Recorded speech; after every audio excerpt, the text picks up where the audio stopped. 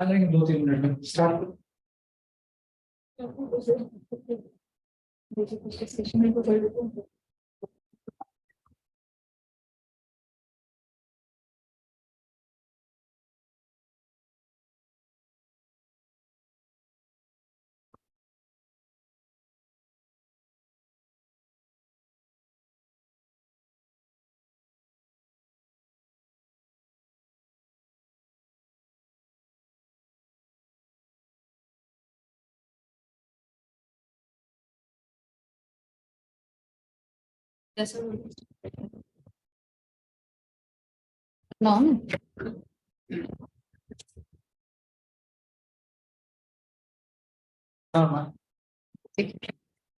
चलिए, तो बहुत सारा बातचीत हम लोग किए थे लास्ट के कुछ सेशंस में। एंटिटी को बनाना कैसे है, क्या क्या रिक्वायरमेंट्स होती है किसी एंटिटी को बनाने के लिए, चलाने के लिए, be it accounting, be it income tax, GST, काफी सारी चीजें हैं।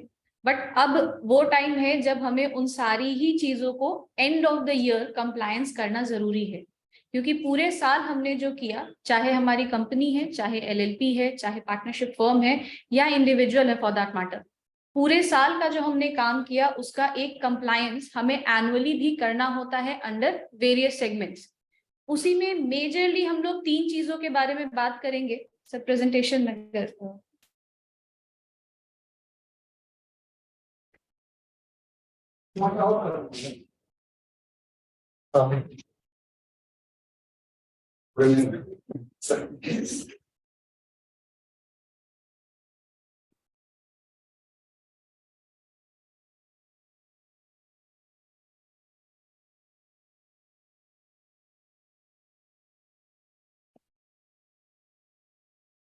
मेजरली 3 चीजों के बारे में ही बात करेंगे। कंपनीज एक्ट के अंदर जो कंप्लायंसेस हमारे लिए रिक्वायर्ड है, इनकम टैक्स के अंदर और जीएसटी के अंदर। कंपनीज एक्ट के अंदर अगर देखा जाए तो मेजरली 3 ऐसी चीजें हैं जो कि हमें साल भर में हमारी कंप्लायमेंट करनी होती है, और end of the year in तीनों चीजों के लिए हमें कंप्लायंट होना पड़ता है, जो कि है मीटिंग्स, चाहे वो शेयर होल्डर्स की हो या डायरेक्टर्स की हो। कुछ मीटिंग्स है जो हमें मैंडेटरीली करनी होती है, और कुछ मीटिंग्स है जो कंपनीज सुओ मोटो बेसिस पे या अपनी इच्छा अनुसार करती हैं।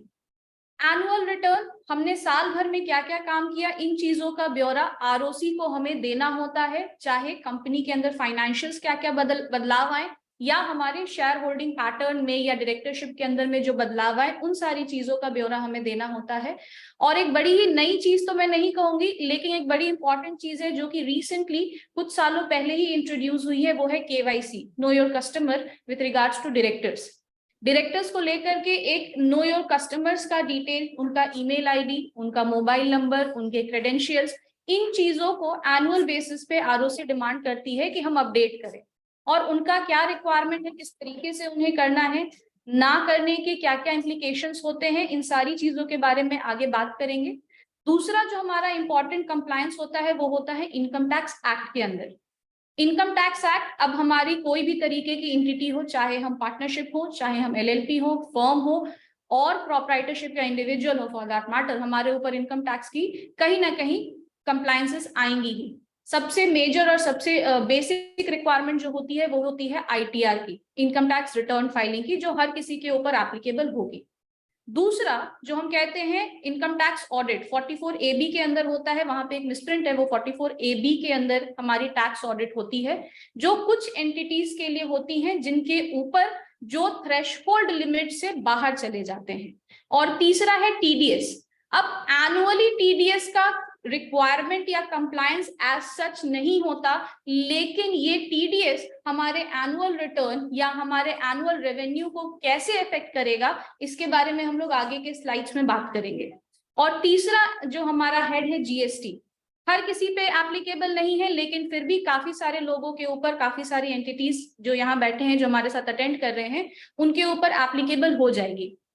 जीएसटी के अंदर में भी सिमिलर बात है, ये एनुअली आपका शायद वो रिक्वायरमेंट ना आए, हमारे ऊपर एनुअल रिटर्न फाइल करने की रिक्वायरमेंट ना हो, लेकिन वो रिक्वायरमेंट हमारी इसीलिए है एनुअली, ताकि हमारा कोई मिसमैच ना हो जाए हमारे इनकम टैक्स और हमारे जीएसटी रिटर्न में जो हमने फाइल की है। तो ये एक बड़ी इंपॉर्टेंट बात होती है कि ऑल्दो हमारा किसी तरीके का एनुअल रिक्वायरमेंट नहीं भी आता है जीएसटी के अंदर, हमारे लिए बड़ी जरूरी चीज है कि हम जीएसटी को एनुअल बेसिस पे अपने बाकी के जो एस्पेक्ट्स हैं, इनकम टैक्स है, बुक्स ऑफ अकाउंट्स है, उसके साथ हम उसे प्रॉपर तरीके से रिकंसाइल कर ले, ताकि वो मिसमैच नहीं हो। क्योंकि हर डिपार्टमेंट आज के डेट में एक दूसरे के साथ कम्युनिकेट करता है, और जहां पर भी मिसमैच होगी वो हमें कहीं ना कहीं इम्प्लीकेशंस वो आएंगे ही आएंगे, चाहे वो इनकम टैक्स के अंदर आए, चाहे जीएसटी के अंदर आए, बट वो इम्प्लीकेशंस हमारे ऊपर आ सकते हैं।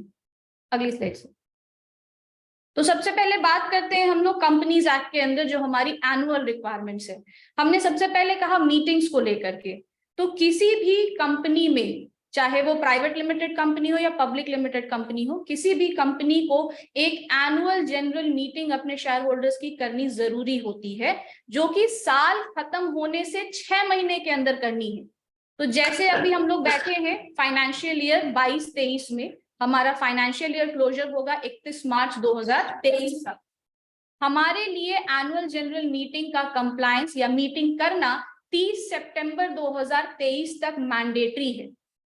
हालांकि अगर ये हमारी पहली एजीएम है, मतलब हमारी कंपनी पिछले साल ही इनकॉर्पोरेट हुई है, 2022-23 के दौरान ही इनकॉर्पोरेट हुई है, तो हमारे पास 6 महीने से 9 महीने का समय हो जाता है। मतलब अगर हमारा फाइनेंशियल ईयर क्लोज हो रहा है 31 मार्च 2023 को, हमारे पास 31 दिसंबर 2023 तक का समय है कि हम हमारा एनुअल जनरल मीटिंग को शेड्यूल कर सके। अब यहाँ पे इंपॉर्टेंट बात यह है कि अच्छा हमने शेड्यूल तो कर लिया, लेकिन अब इसकी जानकारी या इसका प्रूफ हम कहाँ से लेके आए। तो हमारे साथ जब भी कोई मीटिंग होती है कंपनी के अंदर में, तो उसमें कुछ डिसीजंस होते हैं, कुछ मैटर्स पे डिस्कशन होता है। तो वो मैटर्स जो हम डिस्कस करते हैं हमारे एनुअल जनरल मीटिंग के अंदर, उससे रिलेटेड रेजोल्यूशन पास होता है, जो कि इस बात को प्रूव करता है कि उस डेट पे मीटिंग की गई, मेंबर्स ने क्या डिसाइड किया और किस डेट पे उस मीटिंग को उन्होंने शेड्यूल किया था। तो जो डॉक्यूमेंट्री प्रूफ हमारी लगती है इन ऑर्डर टू प्रूव कि हमने एनुअल जनरल मीटिंग की है, वो होता है कंपनी का रेजोल्यूशन, जो कि सबमिट कर सकते हैं हम आरओसी को as a proof of general meeting, annual general meeting. दूसरी इंपॉर्टेंट चीज, हमारी कंपनी में मेन 2 लोगों का रोल होता है, एक होते हैं शेयर होल्डर्स और एक होते हैं डायरेक्टर्स। शेयर होल्डर की मीटिंग, एनुअल जनरल मीटिंग तो मैंडेटरी है, इसके अलावा साल दर साल कभी भी अगर शेयर होल्डर्स मिलना चाहें किसी बात के ऊपर डिस्कशन करने के लिए, तो वो जनरल मीटिंग कर सकते हैं। वो कंपल्सरी नहीं है, ऑप्शनल है। एनुअल जनरल मीटिंग कंपल्सरी है।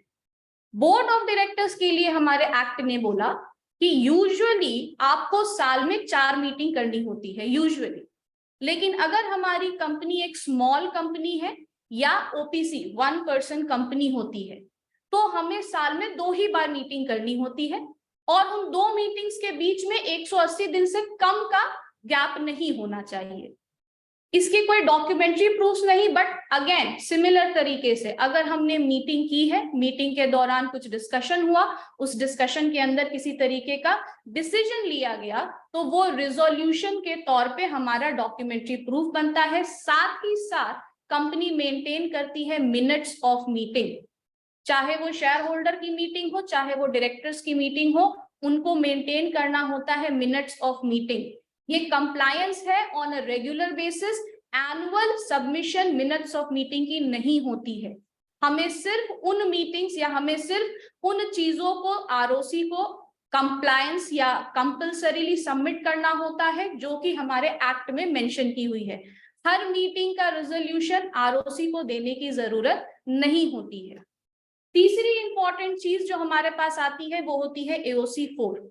एओसी 4 कुछ नहीं है, एक तरीके का ब्यौरा है हमारे फाइनेंशियल स्टेटमेंट्स का, हमारा बैलेंस शीट, हमारा पीएल अकाउंट, हमारा बोरोइंग्स, हमारा शेयर कैपिटल होल्डिंग, इन सारी चीजों का जो हमारा फाइनेंशियल एस्पेक्ट होता है, उन सारी चीजों का एक ब्यौरा होता है जो हम AOC 4 में देते हैं।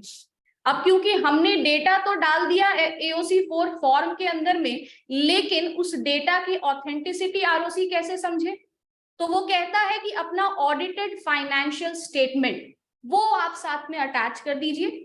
आपने फॉर्म भरा, फॉर्म के साथ साथ आपका ऑडिटेड फाइनेंशियल स्टेटमेंट वो हमें सबमिट करना होता है। अब AOC 4 को सबमिट करने का डेट क्या कहता है? जिस दिन आपने AGM किया, उस AGM से 30 दिनों के अंदर अंदर ROC को भेज देना। अगर मैंने AGM 30 सितंबर को किया है तो मेरे लिए सबमिशन का डेट 30 अक्टूबर हो जाएगा। तो जिस भी दिन मैंने अपना AGM किया, हो सकता है मैंने अपना AGM 31 जुलाई को ही कर लिया, तो मुझे अपना AOC 4 30 अगस्त तक सबमिट करना पड़ेगा। हमारे लिए वो कंप्लायंस रिक्वायरमेंट है। जिस दिन मेरी AGM हो गई, उससे 30 दिन के अंदर अंदर मेरा AOC 4 ROC के पास सबमिट हो जाना चाहिए।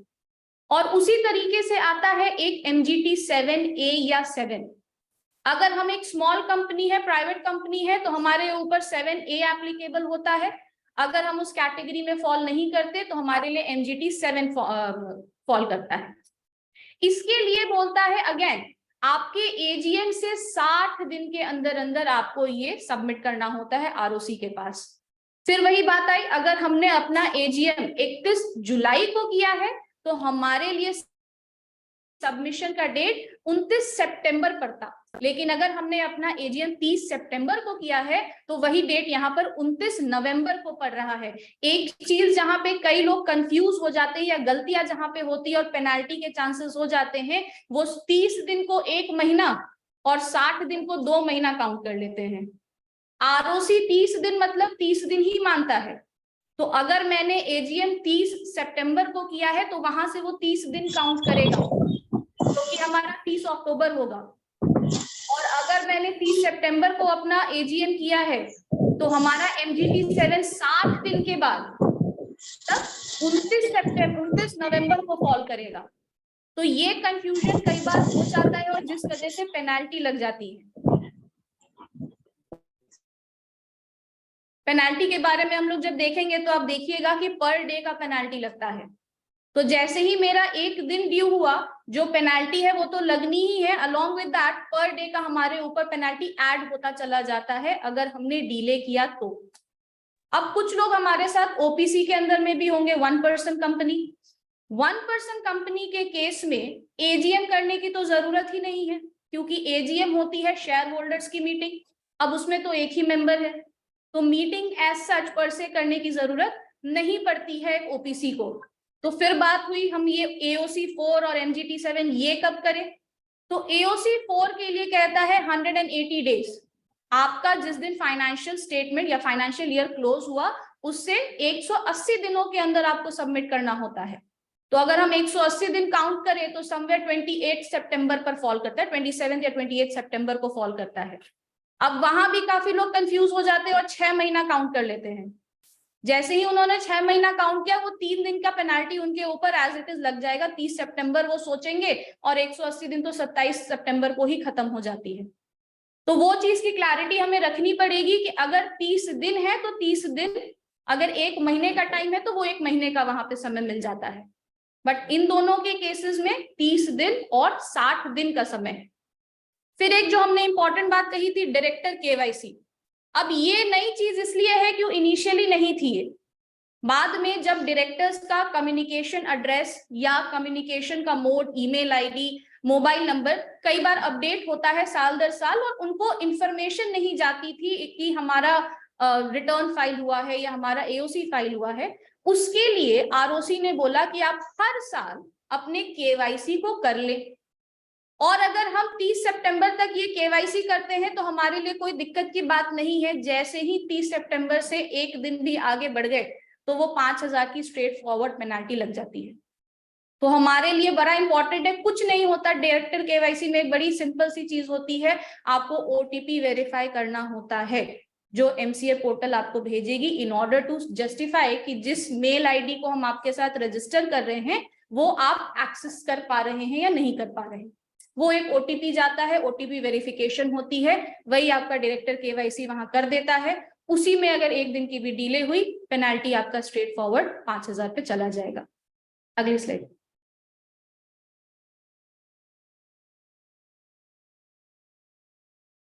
ठीक है, ठीक है, यही वाली स्लाइड, ठीक है, हाँ यही वाली स्लाइड, चलो।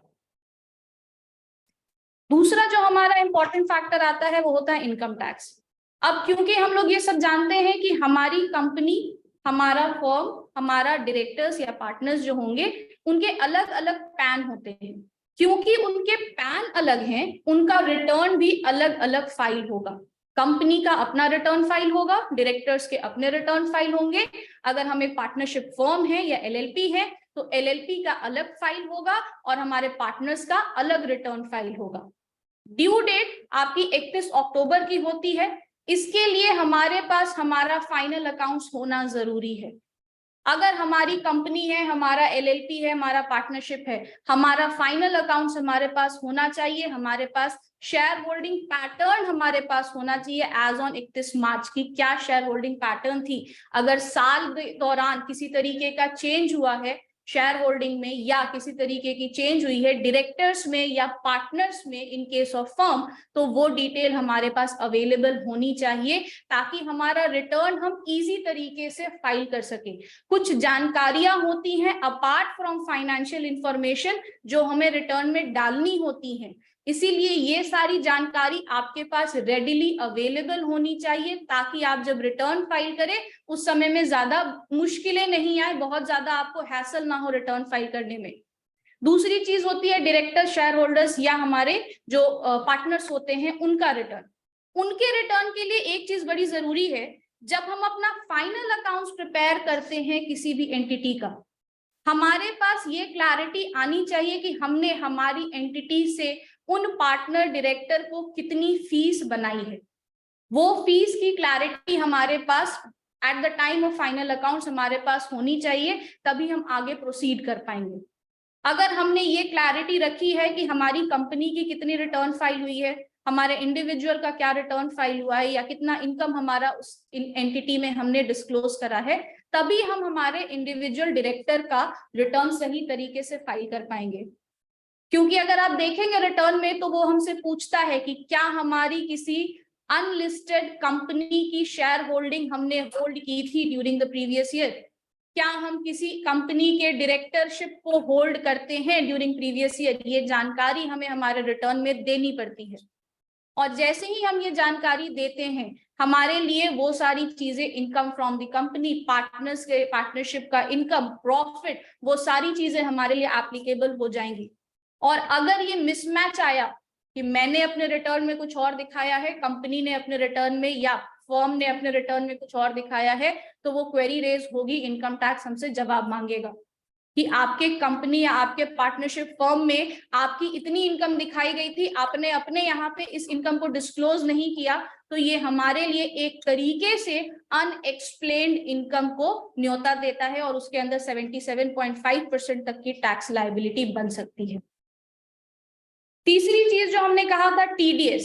अब TDS का हमने बोला कि किसी तरीके का एनुअल रिक्वायरमेंट नहीं है, लेकिन बहुत इंपॉर्टेंट है इस बात को समझना कि जो इनकम पे हमारा TDS डिडक्ट हो चुका है वो इनकम रिकॉग्नाइज्ड इनकम है हमारे पैन के साथ। अगर हमने गलती से वो इनकम मिस आउट किया तो फिर से हमारे पास नोटिस आएगा इनकम को ना डिस्क्लोज करने का, उसके ऊपर वो इंटरेस्ट चार्ज करेगा, उसके ऊपर वो अपनी पेनाल्टी चार्ज करेगा और अगर हमने उसको प्रॉपर एक्सप्लेनेशन नहीं दिया तो 77.5% का हमारे ऊपर अनएक्सप्लेन्ड इनकम इन्वेस्टमेंट का चार्ज भी हो सकता है। तो इसीलिए ऐसा नहीं है बिल्कुल भी कि TDS को लेके एनुअल रिक्वायरमेंट है कुछ, लेकिन ये बहुत जरूरी है जानना कि हमारा कौन सा इनकम पे TDS डिडक्ट हुआ है और अगर कोई ऐसा इनकम था जिसपे TDS डिडक्ट होके हमें मिला है तो क्या वो रिटर्न फाइल किया है डिडक्टर ने या नहीं किया। क्योंकि हमारे हिसाब से लेट्स से हमें 1 लाख रुपए का टर्नओवर आना था और उस पे 10% की टीडीएस कटनी थी। मेरे बैंक अकाउंट में 90,000 रुपए आए और वो 90,000 आ गए। हमने यही सोचा कि बाकी का 10,000 मेरा टीडीएस डिडक्ट हुआ है, टैक्स डिडक्ट होने समय या टैक्स पे करते समय वो एडजस्ट हो जाएगा। अब डिडक्टर ने वो 10,000 रुपए डिडक्ट ही नहीं या पे ही नहीं किए हैं सरकार को। सरकार को पे किया भी है तो रिटर्न नहीं फाइल किया उसने, हमारे पैन पे वो रिफ्लेक्ट नहीं करेगा। और अगर हमारे पैन पे वो 10,000 रुपए का टीडीएस नहीं रिफ्लेक्ट कर रहा है, हमें उसकी बेनिफिट भी नहीं मिलने वाली। हमें अपने पॉकेट से वो 10,000 रुपए का टैक्स पे करना पड़ेगा, जो प्रिज्यूमली हमने ऑलरेडी पे कर दिया था, क्योंकि हमारी जानकारी के हिसाब से डिडक्टर ने वो हमारे पेमेंट में से डिडक्ट कर लिया। अब उसने रिटर्न नहीं फाइल किया, क्योंकि उसने रिटर्न नहीं फाइल किया, मेरे पॉकेट से दोबारा से 10,000 रुपए जाएंगे। तो ये जानकारी बहुत इंपॉर्टेंट हो जाती है कि अगर मेरे किसी इनकम पे टीडीएस डिडक्ट होना था तो क्या वो डिडक्ट हुआ, पहली चीज।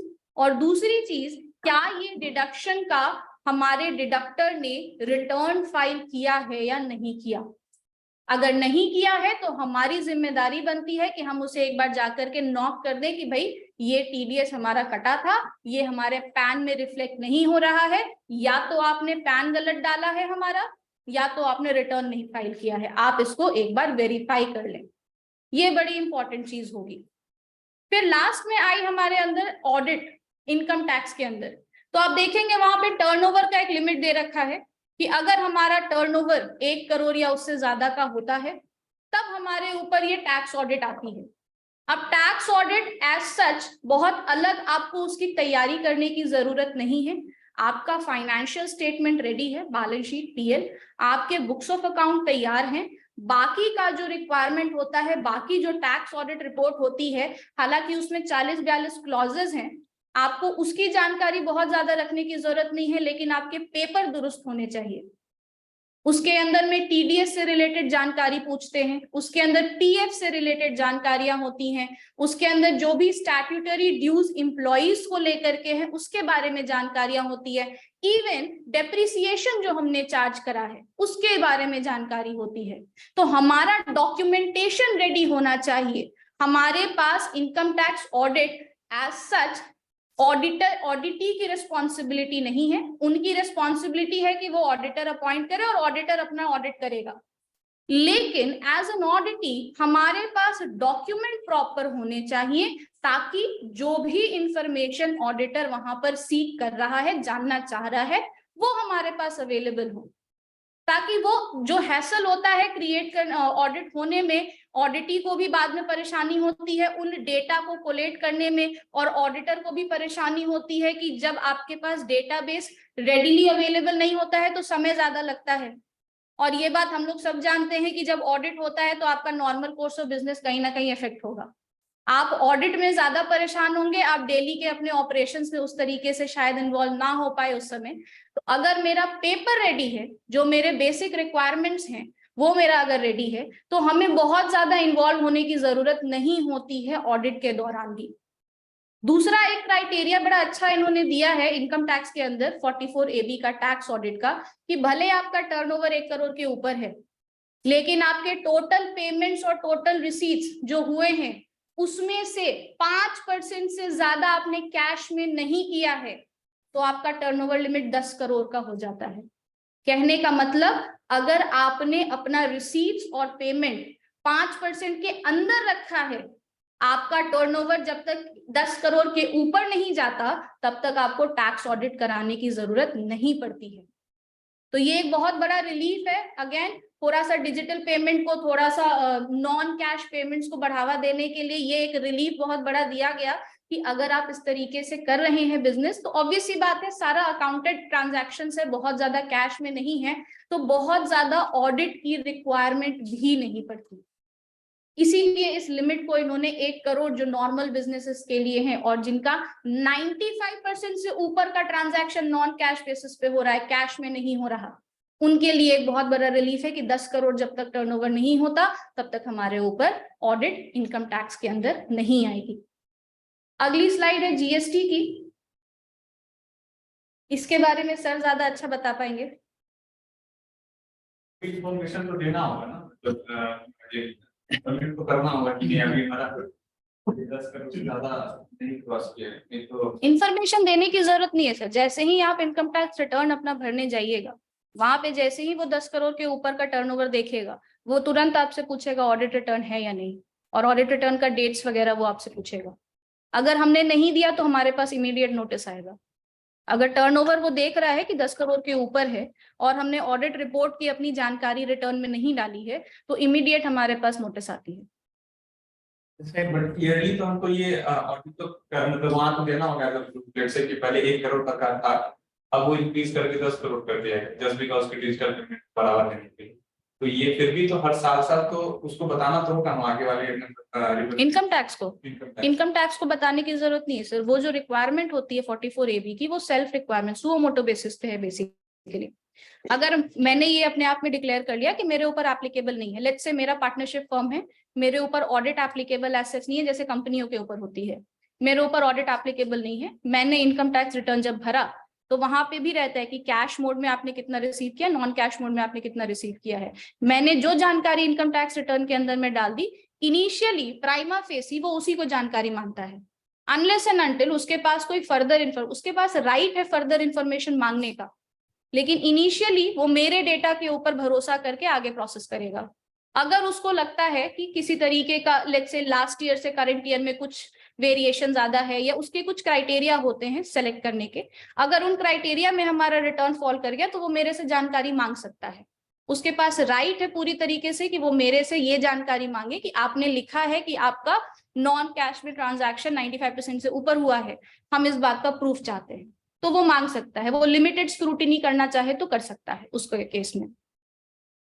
उस हिसाब से तो कभी नहीं कर सकते। वो उसके पास समय होता है सर, टाइमलाइन है, उस टाइमलाइन के अंदर में वो कभी भी जानकारी आपसे मांग सकता है।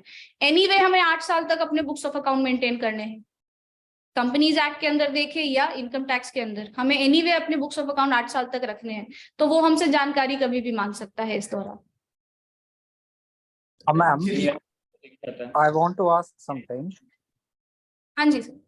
जी, जैसे जो आपने बोला कैश के लिए, तो हाँ। फर्दर क्लाइंट हमें कैश में पेमेंट कर रहा है, और दिल्ली एनसीआर में मोस्टली पेमेंट हमारा कैश में ही होता है जी तो उस केस में वो 5% से ज्यादा है हमारे बिजनेस का, बिल्कुल सर।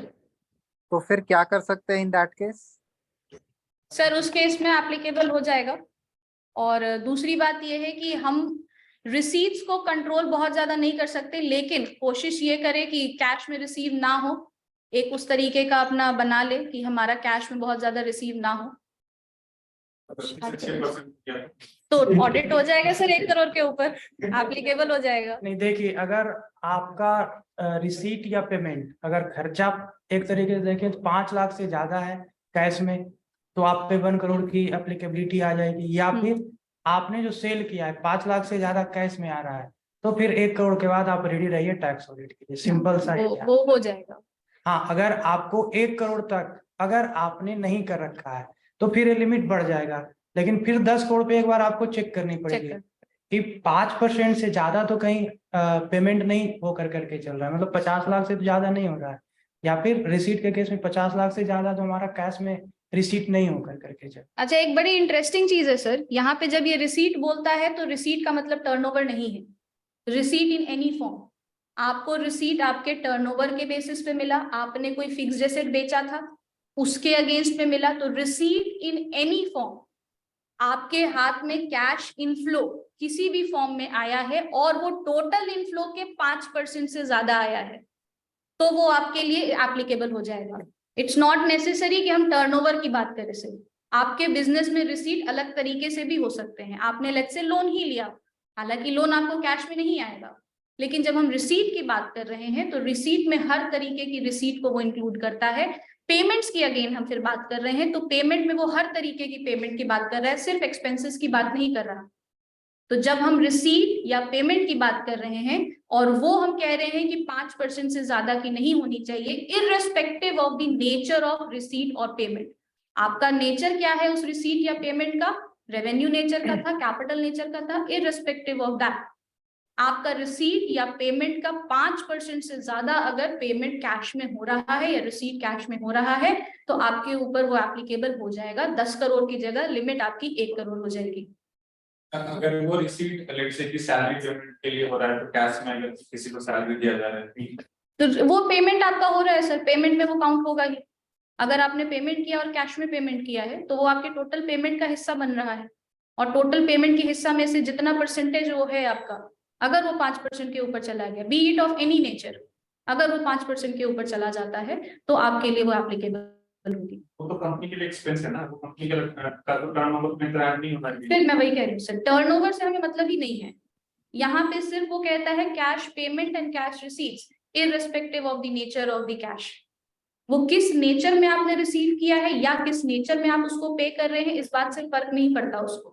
वो लिमिट डिफाइन कर रहा है irrespective of the nature of cash receipt and payment. Ma'am PT cash भी will be turned out to be cash receipt only. Yes sir, yes sir, that will also be considered as cash only.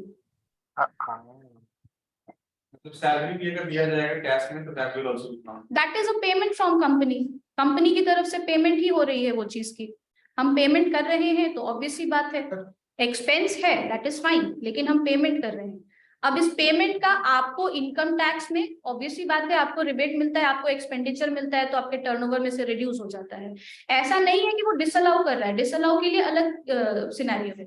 वो ये नहीं कह रहा है कि हम allow नहीं कर रहे हैं इस खर्चे को आपके प्रॉफिट कैलकुलेट करने में, वो ये नहीं कह रहा। वो सिर्फ इतना कह रहा है कि जब आप लिमिट 10 करोड़ का चाहते हैं तो आपका टोटल पेमेंट में से 5% से ज्यादा कैश में नहीं होना चाहिए, और वो पेमेंट किस नेचर का है इससे हमें फर्क नहीं पड़ता।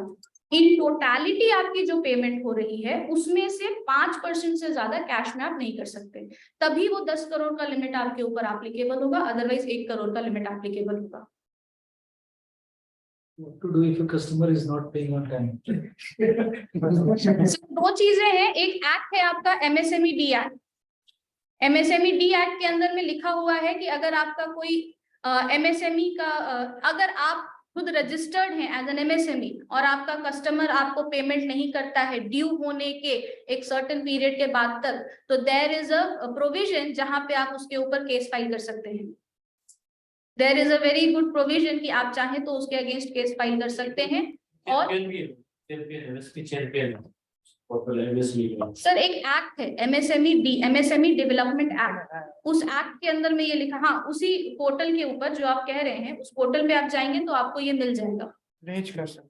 और दूसरी चीज ये है सर कि अगर आपने एक MSME का पेमेंट 6 महीने से ज्यादा तक में पे नहीं किया तो वो डिसअलाउ हो जाता है आपके इनकम टैक्स के अंदर।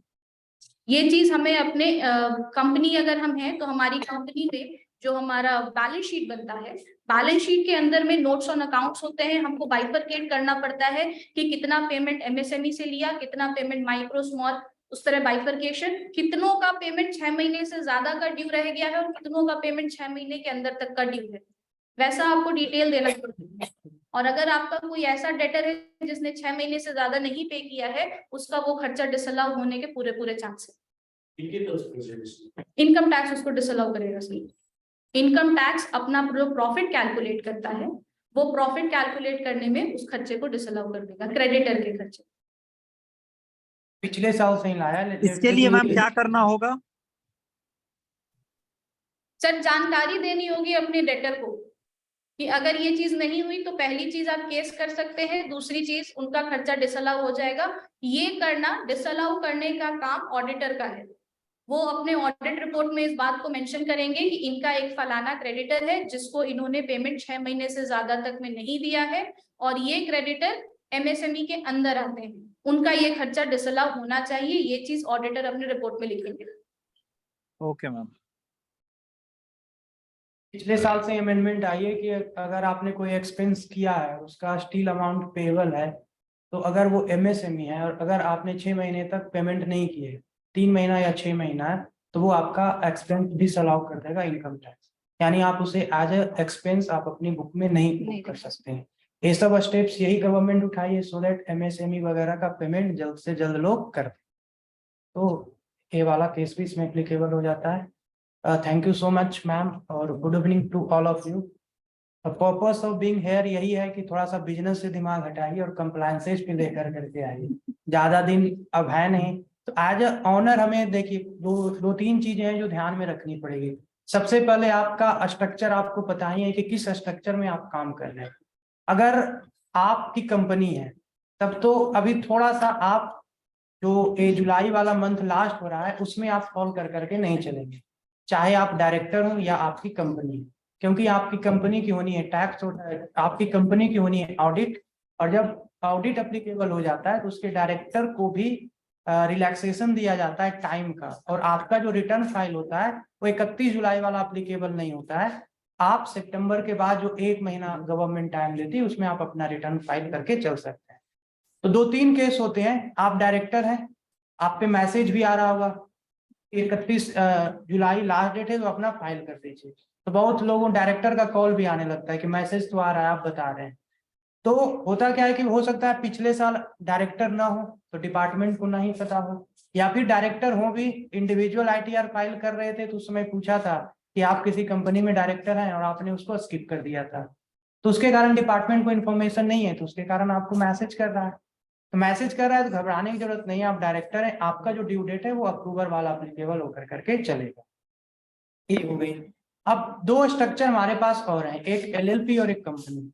तो आप देख लीजिए अगर आपके पास LLP और कंपनी नहीं पार्टनरशिप है तो क्या आप में टैक्स ऑडिट एप्लीकेबल होकर करके चल रहा है कि नहीं। अगर आप पे टैक्स ऑडिट एप्लीकेबल हो रहा है तब कुछ दिन के लिए आप थोड़ा सा रिलैक्स हो सकते हैं कि जुलाई वाला टाइम नहीं है, मेरा भी टाइम पीरियड सितंबर वाला भी आ जाएगा। लेकिन अगर आप पार्टनरशिप और LLP है और आपकी books of accounts under income tax act under section 44A यानी 1 करोड़ वाले या 10 करोड़ वाले में नहीं आ रहा है, तब तो फिर आपका लास्ट डेट यही 31 जुलाई है। किसकी आपकी ऑर्गेनाइजेशन की भी और आपकी भी, मतलब उसके जो पार्टनर्स हैं। तो वो एक बार आप चेक कर लें कि अगर आपकी बुक्स ऑफ अकाउंट्स अनऑडिटेड है देन आपकी ड्यू डेट आपका 31 जुलाई है। अगर आप कंपनी है तो फिर थोड़े टाइम पीरियड के लिए आप रिलैक्स हो सकते हैं, 31 जुलाई वाला ड्यू डेट आप पे एप्लीकेबल नहीं होकर करके चल रहा। ये चीज आपको ध्यान में रख कर करके चलना है। बाकी मैम ने इनकम टैक्स के बारे में बहुत सारी चीज बता कर करके चली। एक चीज मुझे जानना हाँ था, जी, जैसे कि मैं कंपनी चलाता हूँ लेकिन मैं कंपनी से I am not taking any salary और एनीथिंग, मैं खुद का, क्योंकि मैं खुद का बिकॉज आई एम एक्सपर्ट, तो मुझे खुद का कंसल्टेशन मिलता है, उसके लिए भी क्या कंपनी में मुझे ITR भरना पड़ेगा एज डायरेक्टर? देखिए सर ड्यू डेट आपकी वही है, अगर डायरेक्टर है चाहे उससे इनकम आ रही है या नहीं आ रही है आप पे वो अप्लीकेबल हो जाएगा अक्टूबर वाला। फिर भी क्योंकि आप कोई सोर्स ऑफ इनकम है नहीं कंपनी से, फिर भी कभी कभी होता है कि कुछ बर्डन होता है कि बैंक वाला बोल रहा है या लोन लेना है तो जल्दी जल्दी सबमिट कर देना, तो उस केस में अगर आप अभी सबमिट कर दीजिएगा तो कोई गलत नहीं होगा क्योंकि कंपनी से तो कुछ आना नहीं है। तो अगर आप ITR अभी फाइल कर देते हैं तो कोई आपकी ज्यादा परेशानी नहीं होगी। लेकिन हाउएवर अगर आप कंपनी से कुछ भी ले दे करके चल रहे हैं तो आप अक्टूबर में आराम से सारा चीज दिखा कर करके चल सकते हैं। जैसे सर का कोई था कि उनका बहुत सारा पर्सनल इनकम भी है, मतलब कंपनी कुछ नहीं लेते हैं लेकिन इंडिविजुअल लेवल पे बहुत सारा कंसल्टेंसी देते हैं, उनका TDS वगैरह कटता है 194JB में वगैरह में, तो वे अपना रिटर्न फाइल कर सकते हैं क्या, तो अभी आप कर सकते हैं, मन करे तो आप अक्टूबर तक भी कर सकते हैं। तो आप एक और सवाल था कि जैसे अभी तो नहीं ले रहे लेकिन बाद में जैसे लेना शुरू किए कंपनी से, तो क्या वो एज अ एम्प्लॉय लेंगे या एज अ फ्रीलांस, या आई डोंट नो लाइक क्या उस पर कितना टैक्स, जैसे या कभी कभी मैं देखता हूँ कुछ लोग कॉस्ट ऑफ लिविंग करके भी लेंगे, तो क्या कितना टैक्स एप्लीकेबल होगा डिफरेंट शरीर? सर अगर आप एग्जीक्यूटिव डायरेक्टर हैं तो आपको माना जाता है कि आप एम्प्लॉय हैं कंपनी के। तो अगर आप एम्प्लॉय हैं और पेमेंट ले रहे हैं तो 2 चीजें हैं, 2 तरीके से पेमेंट रिसीव होती है डायरेक्टर को। एक होता है रेम्यूनरेशन जिसको सैलरी भी हम कहते हैं, दूसरा होता है सिटिंग फी। सिटिंग फी आप ले भी सकते हैं नहीं भी ले सकते हैं, वो आप फोरगो कर सकते हैं। बट अगर आप पेमेंट रिसीव कर रहे हैं एज डायरेक्टर्स रेम्यूनरेशन तो वो आपके लिए एज सैलरी होता है। तो सैलरी में 192 का जो सेक्शन है जो सैलरी टैक्स TDS का लगता है वही एप्लीकेबल होगा उसके ऊपर भी। बहुत बार होता है मैम कि अपने अकाउंट में पैसा लिए लेकिन शो नहीं करता है या इसमें कि मैंने सैलरी वगैरह कुछ लिया कंपनी से, उसके लिए शो नहीं करता है मतलब एज इन AIS में शो नहीं करता है कि मैंने सैलरी लिया। AIS में नहीं करेगा, बिकॉज AIS में वो सारी चीजें आती है which is already inform to income tax. जैसे अगर हमने TDS काटा होता उस पर, तो वो AIS में शो करेगा। वैसी इंफॉर्मेशन जो इनकम टैक्स के पास ऑलरेडी है, तो वो ऑलरेडी इंफॉर्मेशन तभी जाएंगी जब हम देंगे। अगर कंपनी ने TDS काटा नहीं है तो ये जानकारी अभी तक IT इनकम टैक्स के पास है नहीं कि कंपनी से डायरेक्टर को किसी तरीके का पेमेंट गया है। अगर हमने TDS डिडक्ट किया होता तो उसके पास जानकारी होती, वो AIS में आ जाता। एज ए इंडिविजुअल हम लोग वहाँ पे ऐड कर सकते हैं, दिखा आप चाहें तो उसको अपडेट कर सकते, सकते नॉट रिक्वायर्ड। अगर आप रिटर्न भरेंगे तो वैसे भी वो अपडेट हो जाएगा।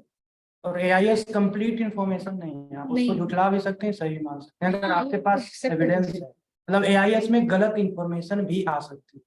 इवन ध्यान रखना पड़ेगा, कभी कभी TDS में भी गलत इंफॉर्मेशन आ जाती है। मेरे पास केस है जिसमें उस पर्सन का मतलब लाखों रुपए का TDS दिख रहा है, किसी कंपनी ने काट रखा है, जबकि वो कंपनी को आज तक जानता भी नहीं। तो वैसे केस में आपको वैसी इनकम को एक्सेप्ट नहीं करनी, आप छोड़ दीजिए। ऐसा नहीं कि रिफंड आ जाएगा तो 1 लाख रुपया रिफंड दीजिए। जैसे आपने रिफंड क्लेम किया, दैट मीन्स इनकम भी आप क्लेम कर रहे हैं कि हाँ हमने उस कंपनी को अपनी सर्विसेज दी है। तो ऐसा केस हम लोग देखे हुए इसलिए बोल करके चल रहे हैं। सिमिलर होता है सर कि कई बार जैसे हम लोग इनिशियली क्या होता था, जब एम्प्लॉइज HRA क्लेम करते थे तो उनका अगर HRA या रेंट का अमाउंट एक सर्टेन लिमिट से ज्यादा होता था तो उनको एक पैन देना पड़ता था लैंडलॉर्ड का। तो बहुत लोग आर्बिट्रेरी पैन डाल देते थे। अब जैसे ही उन्होंने पैन डाला, ये इंफॉर्मेशन भी AIS कैच करता है। तो हमारे एक असाइनी थे, उनके पास उनके AIS में दिख रहा था कि उन्होंने इतना फलाना अमाउंट रेंट के नाम पे रिसीव किया है by an employ of this XYZ company, जिनको वो जानते भी नहीं है, जिस कंपनी को उनका प्रॉपर्टी भी नहीं था उस समय तक। बाय द वे उनकी हाउस प्रॉपर्टी एसेट एक थी जो सेल्फ ऑक्यूपाइड थी, किसी तरीके का कोई रेंटल उससे था नहीं। तो ये सारी चीजें भी अब AIS कैच करता है। बट अगेन वो जरूरी नहीं है कि वो सही इंफॉर्मेशन हो। आपके पास राइट होता है उस इनकम को एक्सेप्ट या रिजेक्ट करने का। अगर आपके पास सब्सटैंशियल प्रूफ है तो आप उस इनकम को रिजेक्ट भी कर सकते हैं अपने AIS से।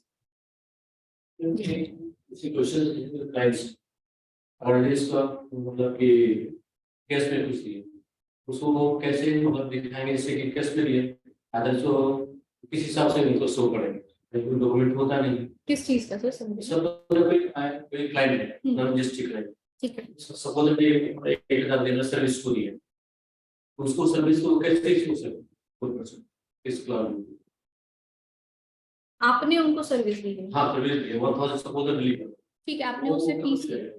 अकाउंट कैसे बोल चलिए डिस्प्ले की बात करो, कभी ऐसा होता है कि सर्विस करने लेते हैं सैलरी बात है, कुछ ऐसे कुछ पर्टिकुलर अमाउंट है क्योंकि चलाने के लेना पड़ता है। कभी कभी होता है कि चलो ठीक है आ गया, सब नहीं भी लेते हैं, तो इसको कैसे बैलेंस करें? सर आपका सवाल हम समझ नहीं पाए हैं एक्चुअली। ये जो आप पेमेंट रिसीव कर रहे हैं सर्विस पेमेंट के रिसीव तौर पे, करें हम सब अकाउंट में शो आपका रेवेन्यू के तौर पे होगा सर, जैसे रेवेन्यू फ्रॉम सर्विस या रेवेन्यू फ्रॉम ऑपरेशन का। आप इनवॉइस या तो जनरेट करेंगे, जैसे आपके पास एक इनवॉइस जनरेटेड होना चाहिए उनके नाम, तो वो इनवॉइस सब्सटैंशियल प्रूफ है आपके लिए कि वो आपने सर्विस उनको या सर्विस दिया है उनको।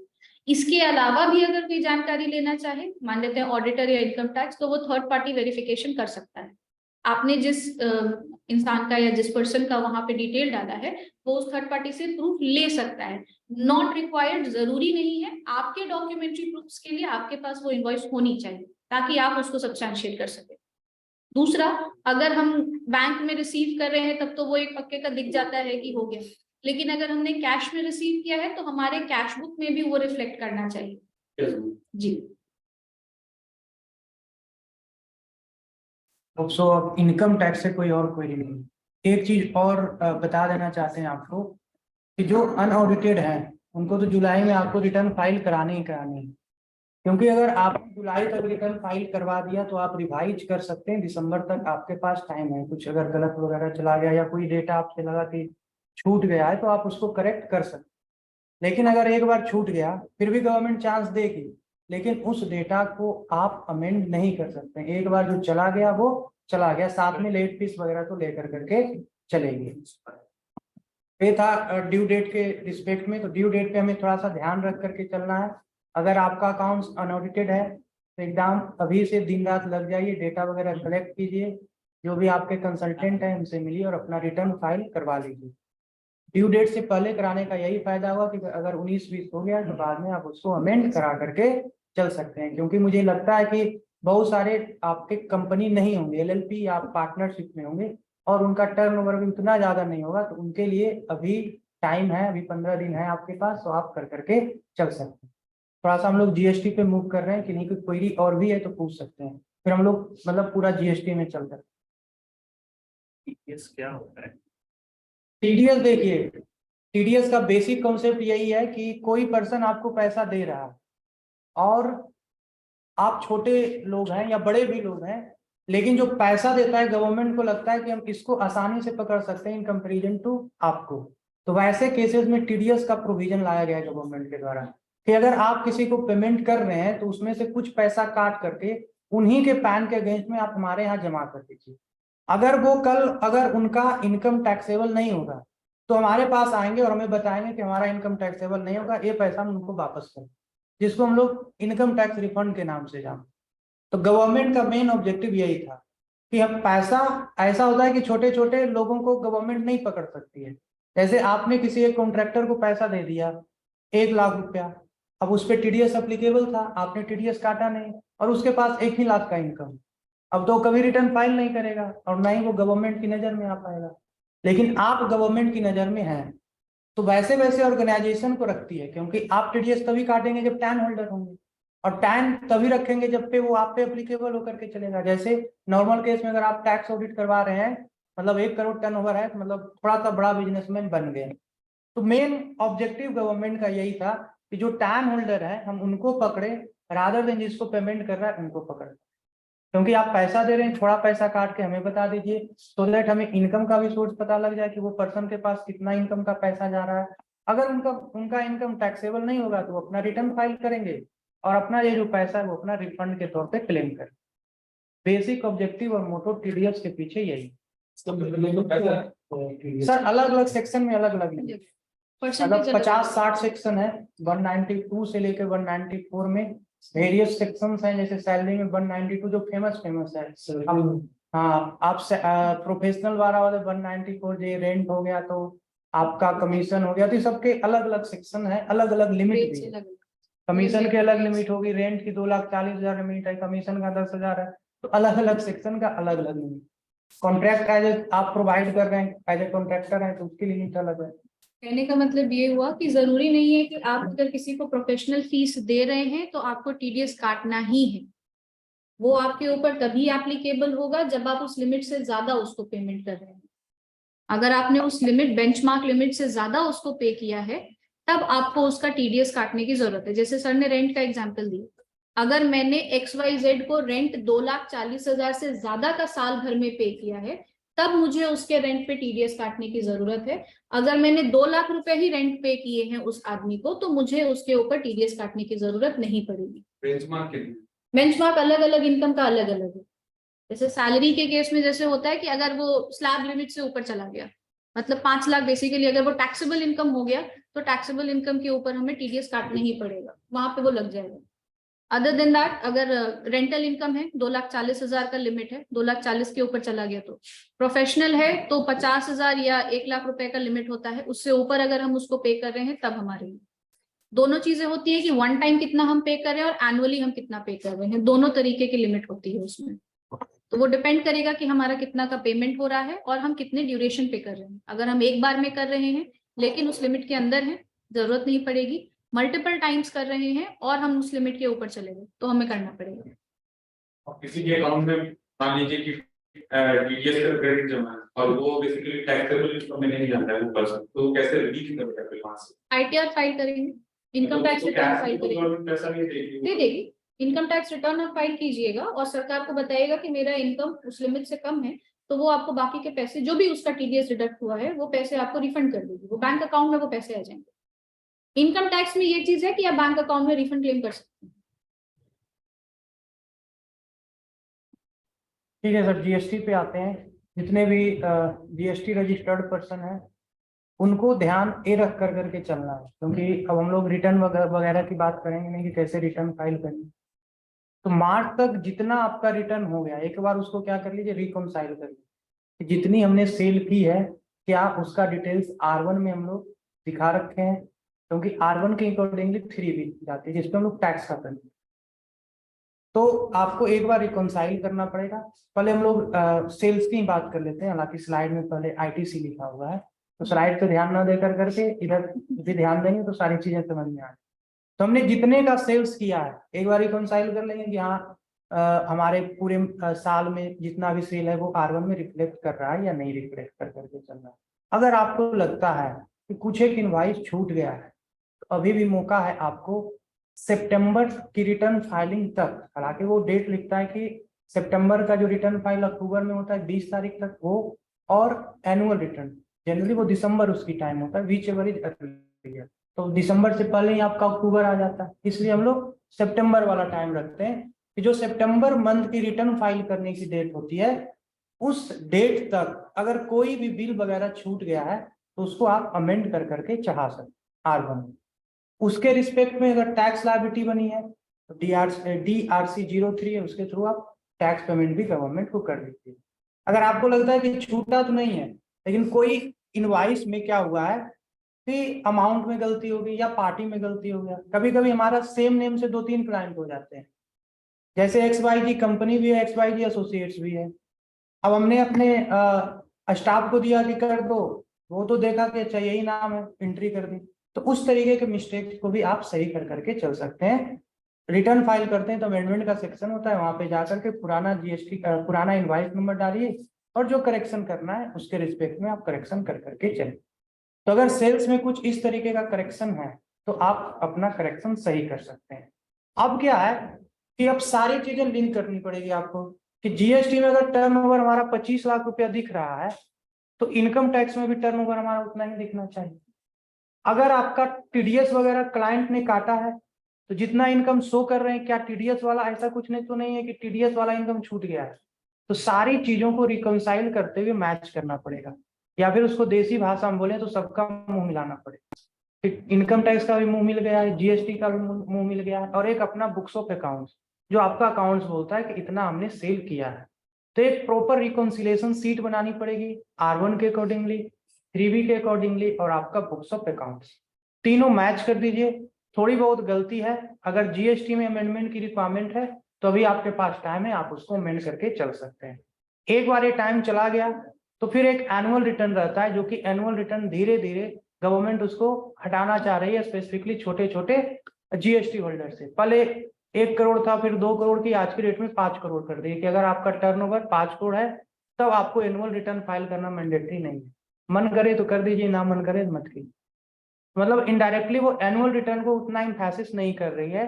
तो आपके पास सितंबर वाला रिटर्न डेट याद रखिए, और कभी भी याद आए कि छूट गया है तो घबराने की जरूरत नहीं है। एक बार रिकॉल कर लीजिए कि अच्छा सितंबर वाला टाइम बचा हुआ है, हाँ तब हो जाएगा, तो उसके लिए घबराने की जरूरत नहीं। बात हो गई यहाँ तक सेल्स की। अब आते हैं पैसे की बात। पैसे की बात ये है कि अगर आपने किसी सप्लायर से इनवाइस लिया है यानी सामान खरीदे, तो सामने वाले की रिस्पॉन्सिबिलिटी बनती है कि वो अपना रिटर्न फाइल करे और उसका आपको इनपुट मिल कर करके चले। कभी कभी क्या होता है वैसे ऑर्गेनाइजेशन जिसकी प्रॉपर अकाउंटिंग नहीं होती है, तो ड्यूरिंग द मंथ आपने 10 सप्लायर से बिल खरीदा, अब आपकी अकाउंटिंग तो है नहीं कि वहां पे परचेज की सारी चढ़ गई तो हमें दिख रहा है कि इस महीने में इतना इनपुट आना चाहिए। आप अकाउंटिंग करते नहीं है, आपने जो आपके रिटर्न फाइल करते हैं आपने बोला कि देख लेना इनपुट के अकॉर्डिंगली अपना फाइल कर देना। जो रिटर्न फाइल करते हैं उन्होंने देखा कि 8 पार्टी बिल है, इतना ही खरीदे होंगे, उसने भी रिटर्न फाइल कर दिया, जबकि आप खरीदे थे कितने पार्टी से, 10 पार्टी से। 2 पार्टी नहीं चढ़ाया तो उसका इनपुट का घाटा किसको लगा, आपको। और घाटा का मतलब सीधा पैसा, अगर 10,000 इनपुट था तो आपको 10,000 पॉकेट से टैक्स बन रहा है तो आपको देना पड़ेगा। ये भी आप रिकंसाइल अभी कर सकते हैं। पूरे साल का जितना आपने गुड्स या सर्विस ले रखा है रजिस्टर्ड होल्डर से यानी सप्लायर से जो रजिस्टर्ड है, उनकी पूरी लिस्ट बनाइए और आप अपने कंसल्टेंट से बोलिए कि आप पोर्टल पे देखिए कि ये सारा पर्सन रिटर्न फाइल किया है या नहीं किया। अगर इसमें से कोई पर्सन भूल गया होगा या फिर उनसे भी गलती हो सकती है कि आपका GST नंबर लिखने में गलती कर दिया या छूट गया हो, तो वैसे केस में अभी आप उनको पकड़ सकते हैं। एक तो उनको बताइए कि आप सही से फाइल कीजिए, और उनको बताइए कि अभी टाइम है तो इसको अमेंड करवाएं। तो वैसे ये सब जो लीकेज है वो आपको मिल जाएगा, और ये लीकेज तभी मिलेगा जब आप अपना प्रॉपर रिटर्न फाइल कर करके चलेंगे। तो आईटीसी में आपको क्या करना पड़ेगा, जितना भी इनपुट आता है, इनपुट आता है वो आपका पहले 2A में दिखता है, फिर कुछ दिन के बाद 2A में कन्वर्ट हो जाता है। 2A में क्या होता है कि आज हम R1 अपना चाह दिए, फाइल नहीं किए, उसमें एंट्री केवल कर दिए, वो आपका 2A में दिखना स्टार्ट हो जाएगा। 2B में क्या होगा, एक स्पेसिफिक टाइम पीरियड होता है, उसके अंदर अंदर हमने R1 फाइल कर दी, तो वही आईटीसी आपका 2B में दिखने, तो 2B हो जाता है फिक्स एक तरीके से। 2B जो होता है वो फ्लैक्चुएट होते रहता है। तो पूरे साल का आपने जितना भी परचेज किया है उसकी लिस्ट बनाइए, पोर्टल से लिस्ट डाउनलोड कीजिए और देखिए कि सारा मैच कर रहा है या नहीं कर रहा है। कोई छूट गया तो सामने वाली पार्टी को नॉक कीजिए कि हाँ भाई साहब आप अपना क्या करो, रिटर्न फाइल करके, या जो मेरा इनवॉइस है नहीं दिख रहा है आप सही से दिखाओ, नहीं तो वो सीधे आपका इनपुट आपके पॉकेट से जाने। तो रिकॉन्सिलेशन ऑफ आईटीसी बहुत ही इंपॉर्टेंट है, आपको 30 सितंबर से पहले पहले करा लेना है। और अगर आपका बुक्स अनऑडिटेड है तब तो अभी रिटर्न फाइल करनी है, तो अभी रिकॉन्सिलेशन करना पड़ेगा आपको। अगर 10-15 लाख 20 लाख आपका टर्नओवर है तब तो आप सितंबर तक वेट ही नहीं कर सकते हैं, क्योंकि रिटर्न अभी फाइल करनी है, तो उसमें सेल्स तो अभी दिखाना पड़ेगा, प्रॉफिट तो अभी कैलकुलेट करनी है। तो उस केस में अभी आज पर बुक्स ले लें और पार्टी को बोल दें कि आप करेक्ट कर दीजिएगा, क्योंकि पार्टी को अभी बोलिएगा बेचारा अभी नहीं कर सकता है, उसका भी टाइम है, अगले महीने का जब रिटर्न फाइल करेगा तो उसमें वो करेक्शन डालें। तो आप बोल दीजिए कि आप सही कर देना, हमारा जो एक्चुअल है उसके अकॉर्डिंगली रिटर्न फाइल कर करके चल रहे हैं, और फिर आप अगले महीने देख लेना कि सामने वाले ने किया है या नहीं कर करके चला। आईटीसी के रिस्पेक्ट में ये सारी बात आपको याद रख करके चलनी पड़ेगी। अभी थोड़ा सा कम टर्नओवर है, एक समय आएगा टर्नओवर हाई होगा, 20-20 50-50 लाख आप आईटीसी पे करेंगे, उस समय आईटीसी का इंपॉर्टेंस बढ़ जाएगा, क्योंकि आपको पॉकेट से टैक्स देना पड़ रहा है। आज अभी छोटे बिजनेसमैन है, बहुत सारा परचेज किए हुए हैं, तो इनपुट से काम चल जाता है, और इनपुट लीकेज आपको पता नहीं चलता है, क्योंकि जब तक जरूरत ही नहीं होती पता ही नहीं चलता है। अगर 10 जूता है तो एक आध जूता इधर उधर भी हो गया, कोई जरूरत नहीं, क्योंकि कल पहनने के लिए जूते हमारे पास आई हैं। लेकिन जब इनपुट कम होने लगता है, आउटपुट की टैक्स लायबिलिटी आप पे बढ़ जाती है, तब ये सब चीज आपको मंथली करना पड़ता है रिकॉन्सिलेशन में। तो आईटीसी रिकॉन्सिलेशन हमारे लिए बहुत ही इंपॉर्टेंट है, नहीं तो दिन रात जिसके लिए आप लगे हुए हैं, इधर से आप कमाते जाइएगा, उधर से छोटा छोटा लीकेज आपको निकलते रहेगा और पता भी नहीं।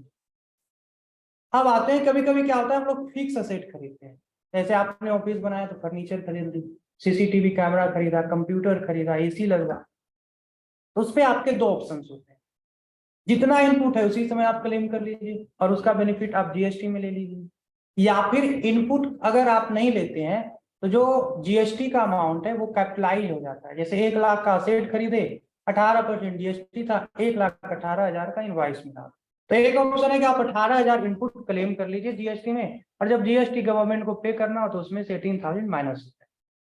दूसरा है कि नहीं जी, हम क्या करेंगे, 1,18,000 का असेट दिखाएंगे अपने बिजनेस और उस पर डेप्रिसिएशन चार्ज करेंगे। जब आप इनपुट जीएसटी में ले लेते हैं तब डेप्रिसिएशन 1 लाख पे चार्ज कीजिएगा, लेकिन जब इनपुट जीएसटी में आप नहीं लेते हैं तो उस केस में डेप्रिसिएशन 1,18,000 पे चार्ज होता है अंडर इनकम टैक्स। तो इसमें होशियारी वाला काम क्या है, तो एक तरीके आप बोल रहे हैं कि आपका बेनिफिट हम 3-4 साल में जाकर के लेंगे, और एक है कि तुरंत आप क्लेम कर लिए। बेनिफिशियल यही होता है कि उसका जीएसटी में तुरंत आप इनपुट क्लेम कर ले, इनकम टैक्स के चक्कर में ना पड़े, नहीं तो आपको बेनिफिट भी 30% नहीं मिलेगा और वो भी 4-5 साल में जाकर लाइफ ऑफ असेट के अकॉर्डिंग मिल सकते। तो आईटीसी देख लीजिए, फिक्स असेट वगैरह पे है तो आपने क्लेम किया है या नहीं। बहुत सारा आईटीसी आपका ब्लॉक होता है, ऐसा नहीं कि कार खरीदे हैं तो जीएसटी नंबर दिखा दिए, तो जो आपने पर्सनल कार खरीदी है भले ही उससे थोड़ा बहुत बिजनेस में घूम रहे हैं, लेकिन उससे पे आईटीसी आपको नहीं मिल सकती, गवर्नमेंट ने ब्लॉक कर रखा है, क्योंकि लॉ मेकर आप ही और हमारे बीच में से निकल करके चलते हैं, तो उनको पता है कि डायरेक्टर बड़ी बड़ी कंपनियां का 5 करोड़ का खरीदेंगे और उसका इनपुट बिजनेस में लेंगे और गवर्नमेंट को वो घाटा होकर के चलेगा, तो वैसे केस में वो मना कर रखा है। लेकिन हाँ, आप बिजनेस के लिए लेते हैं, जैसे आपका गुड्स ट्रांसपोर्ट होता है, आपको लॉरी की जरूरत है, ट्रक की जरूरत है, कमर्शियल व्हीकल्स वगैरह लेंगे तो आपको मिल जाएगा इनपुट वगैरह। या फिर आप ट्रांसपोर्टेशन में ही डील कर करके चल रहे हैं कि आप कार ही हायर करते हैं या गुड्स ट्रांसपोर्टेशन एजेंसी हैं, तो आप कोई भी गाड़ी खरीदेंगे तब आपको इनपुट मिल जाएगी। नॉर्मल बिजनेसमैन है तो आप कार वगैरह खरीदेंगे तो इनपुट नहीं मिल करके चलेगा। पिछले सेशन में भी हम लोग 17.5 पे डिटेल्स में बात कर चुके हैं। एक होता है कि आपने अगर आईटीसी ज्यादा ले रखा है, अगर आईटीसी आपने ज्यादा ले रखा है, कभी कभी क्या होता है, जैसे आपको एग्जांपल देते हैं, हमारे एक क्लाइंट है, उनके पास 2 क्लाइंट है और 2 क्लाइंट है वैसे ही XYG है, XYG एन कंपनी है और XYG एन एसोसिएट। तो उनका अकाउंटेंट बिल काट दिया, उनको लगा तो XYG ही है। होता क्या है कि टैली में X लिखिएगा तो इधर नाम आ गया, उसने नाम सेलेक्ट कर लिया। उसको क्या पता कि कंपनी और एसोसिएट दोनों 2 पार्टी है। अब उसने सारा बिल एक ही पार्टी के नाम पे काट दिया। हमारे पास भी डेटा है, हमने भी रिटर्न फाइल कर दी उसी बेसिस पे। 2 महीने के बाद जिसको इनपुट मिलना था, 2 महीने के बाद जाकर उसने कॉल किया कि मेरा तो बिल दिख नहीं रहा। मैंने बोला ठीक है, अमेंड कर दिए। अब क्या होगा कि जिसको ज्यादा इनपुट मिल गया है उसका अकाउंटेंट ये नहीं देखेगा कि मेरा है या नहीं, वो मिल देखते ही एक्सेप्ट कर लेगा। अब एक्सेप्ट कर लिए, मान लीजिए कि आपका 10 लाख का परचेज था नहीं, वहां पे 20 लाख का दिख गया, 20 लाख एक्सेप्ट कर लिए, तो इनपुट तो तुरंत आपको ट्रांसफर हो गया। लेकिन जैसे ही हम इधर अमेंड करेंगे वहां से तो निकल जाएगा आपका, और उस समय आप पे टैक्स लायबिलिटी की बर्डन दिखने लगेगी। लेकिन आप 3 महीने पहले लिए, आप तो सोच चुके होंगे कि हमारा पास तो है। तो अगर आपके पास एक्सेस इनपुट रहे तब तो क्लेम ही ना करें, होशियारी तो इसी में है। गलती से अगर आपने क्लेम भी कर लिया है तो अभी जब आप बैठे तो ज्यादा क्लेम है तो उसको रिवर्स कर दें, और जिस समय से लिए थे उतने टाइम का आप इंटरेस्ट भी गवर्नमेंट को दे दें कि ये हमारा पैसा नहीं था, गलती से ले लिए 3 महीना, हम 3 महीना अब वापस तो कर ही रहे हैं, साथ में 3 महीने का इंटरेस्ट भी आपको दे करके करें। नहीं तो गवर्नमेंट जब जागेगी तब आपको यहाँ से लेकर के वहां का इनपुट वाला पैसा तो लेगी ही लेगी, 18% पर एनम इंटरेस्ट भी लेकर के चलेगी, और इतना तो म्यूचुअल फंड भी नहीं देता है। तो आपको घाटा लग करके चलेगा। तो ये सब पे थोड़ा थोड़ा है, कुछ चीज बड़ी नहीं, सतर्क नहीं रहेंगे तो आप इधर लगे रहेंगे, इधर से लीकेज होते रहेंगे। अभी छोटा अमाउंट है, कल होकर के बड़ा अमाउंट होगा, क्योंकि बिजनेसमैन आप हैं तो समझ लीजिए कि 5 साल के अंदर अंदर आप भी धीरे धीरे टैक्स एक्सपर्ट बन जाएंगे अपने लेवल का। क्योंकि आपको पता है ये पार्टी नहीं चढ़ाया होगा तो आप कॉल कर दिए, देख लेना चढ़ाया है कि नहीं चढ़ाया। तो धीरे धीरे आपको भी टैक्स नॉलेज होते जाती है, लेकिन ये सब पे हमें ध्यान रखना है। एक होता है क्रेडिट नोट। क्रेडिट नोट क्या होता है कि आपने पार्टी को सेल कर दिया 5 लाख रुपए का, बाद में पता लगा कि नहीं कुछ गुड्स उसमें खराब चले गए, या फिर आपको लगा कि नहीं गलती से 50,000 रुपया का ज्यादा इनवॉइस चढ़ गया, कोई दिक्कत नहीं है, आप उतने से कम अमाउंट का एक क्रेडिट नोट इशू कर दीजिए और उसमें दिखा दीजिए कि इतना से कम है। तो क्या होगा कि क्रेडिट नोट इशू करेंगे तो उसको पेमेंट अब 5 लाख रुपए का ना कर करके 4.5 लाख रुपए का ही पेमेंट करना। लेकिन अगर आप वहां पे बायर हैं तो ध्यान रखें कि पहले वो आपको 5 लाख रुपया वाला इनवॉइस चढ़ाया होगा तो आपको इनपुट क्लेम 4.5 लाख पे ही करना है। ऐसा नहीं कि पेमेंट 4.5 लाख कर रहे हैं, इनपुट क्लेम 5 लाख पे कर रहे हैं। तो ये सब पे आपको ध्यान रखना है। तो अगर कोई क्रेडिट नोट इशू करनी है तो उसकी भी टाइम लिमिट गवर्नमेंट ने दे रखी है, 30 नवंबर होता है, और एनुअल रिटर्न तो एनुअल रिटर्न फिर दिसंबर में चला जाता है। तो वही है 30 नंबर का रिटर्न फाइल करते से पहले अगर कोई क्रेडिट नोट वगैरह इशू करना है तो कर दीजिए। अब हालांकि डेट अलग अलग है लेकिन कोई भी रिकंसाइल तो एक ही बार बैठ के डिटेल में करेगा। तो मोटा मोटा ये समझ लीजिए कि जिस समय ऑडिट होता है सब सारी चीज पता लग जाती है, और गवर्नमेंट ने उसी के अकॉर्डिंगली डेट भी बना कर करके चला। अगर अमेंडमेंट का डेट मार्च रख देता है तो मार्च में तो कोई बुक अपना फाइनल करता नहीं है, तो फिर ये डेट रखने का किसी को बेनिफिट नहीं मिलता। तो देखिएगा डेट का भी जो सीक्वेंस है उसी मैनर में देकर कर करके चला है। अब ये चीज जो बाइफर्केशन ऑफ एक्सपेंडिचर है, आप बहुत सारा खर्चा कर रहे हैं बिजनेस से रिलेटेड, बहुत सारा आप खरीद रहे होंगे वो जीएसटी रजिस्टर्ड भी होगा, कुछ एक सामान ऐसे लोगों से खरीद रहे होंगे जो जीएसटी में रजिस्टर्ड नहीं होगा, तो आपको बाइफर्केट करके एक्सपेंस रखना है। थोड़ा तो आपको एनुअल रिटर्न में अगर है तो हेल्प करेगा, और कल होकर के अगर आप टैक्स ऑडिट में फॉलो करते हैं तो ये बाइफर्केशन वहां पे भी काम कर करके चलती है। तो ये चीज आपका जीएसटी में ये सब पे हमें ध्यान दे करके चलना है। एनुअल रिटर्न में ज्यादा फोकस ये नहीं कर करके चल रहे हैं क्योंकि टर्नओवर 5 करोड़ कर दिया है, तो 5 करोड़ तक पहुंचिए फिर हम लोग बात कर करके चलेंगे एनुअल रिटर्न की। फिर भी आपका मन करे अगर कभी कुछ यहाँ तक भी कुछ गलती छूट गई तो उस केस में आप एनुअल रिटर्न फाइल कर दें, जो सही डेटा है उसमें दिखा दें, कुछ टैक्स वैक्स बन रहा है तो DRC 03 के थ्रू उसको फाइल कर दें। मतलब अगर हमारे लिए बेनिफिट होगा तो एनुअल रिटर्न फाइल करेंगे, नहीं तो इग्नोर कर करके चलना है। आपका वॉलेंट्री कभी भी आप फाइल कर सकते हैं ड्यू डेट के अंदर अंदर। कौन सा आपका एनुअल रिटर्न और नेक्स्ट सर बहुत बार होता है कि 2A में दिख जाता है क्रेडिट, लेकिन जो इनपुट टैक्स जो आता है ना 2B GST और वो वहाँ पे शो नहीं करता है वो। हाँ, तो वही है कि बहुत बहुत झोला है इसमें, समझे ना। तो है क्या कि आप बोलेंगे कि दिख नहीं रहा है, तो वो क्या करेगा, जिसको मतलब फ्रॉड करने का नियत है वो R1 में चढ़ा देगा और बोलेगा कि देखिए दिख गया है, आप बोलिएगा हाँ हाँ दिख रहा है, वो फिर पीछे से हटा देगा, रिटर्न तो फाइल किया नहीं था। तो इस तरीके का होकर के चलता है, इसलिए 2B क्या हो जाता है, फ्रीज हो जाता है एक समय के बाद। 2B में आप चेंज नहीं कर सकते, और 2A क्या होता रहता है, फ्लक्चुएट होकर के। इसलिए गवर्नमेंट ने जो ITC बोला है वो भी अब बोला है कि देखिए ITC हम उतना ही देंगे जितना आपको 2B में लिख कर करके चलना। अगर पहले था कि उससे ज्यादा भी क्लेम कर सकते हैं, पहले तो शुरुआत में आया तो जितना मन उतना क्लेम कीजिए, उसके कारण अभी जितना भी ऑडिट चल रहा है डिपार्टमेंट में वही 2 साल का भी ऑडिट चल रहा है। बुक में कुछ दिख रहा है, 2A में कुछ दिख रहा है, 2B में कुछ पहले तो 2A था भी नहीं, बहुत सारा बाद में इनेबल होकर करके चला। अब उसके कारण बहुत सारे लिटिगेशन है, आपके और हमारे तो 1-2 करोड़ है, वैसी कंपनियां जिनका 2-2 हजार करोड़ का डिफरेंस है, उनकी लंबी लिटिगेशन है। कुछ डिपार्टमेंट वाले को समझ में नहीं आया, उसने ऑर्डर पास कर दिया, अब जिसको पैसा इतना है वो सुप्रीम कोर्ट तक लड़ कर करके चलते हैं।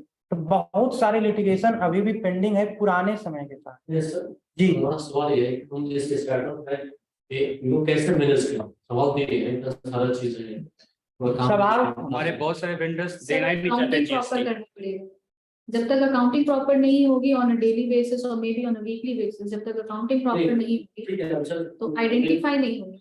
डिसीजन है हम लोग जैसे एक हम लोग हैं, हम लोग का मतलब कि क्या करना चाहिए ताकि सब चीज को अच्छा अकाउंटेंट सर जैसे अगर मंथली GST जाती है, जब हमारा मंथली GST जाता है तो आइडियली जैसे सर बता भी रहे हैं कि कई बार क्या होता है लास्ट डे पे या 1-2 दिन पहले डेटा हमारे पास आता है, तो उस डेटा को आपने नहीं देखा।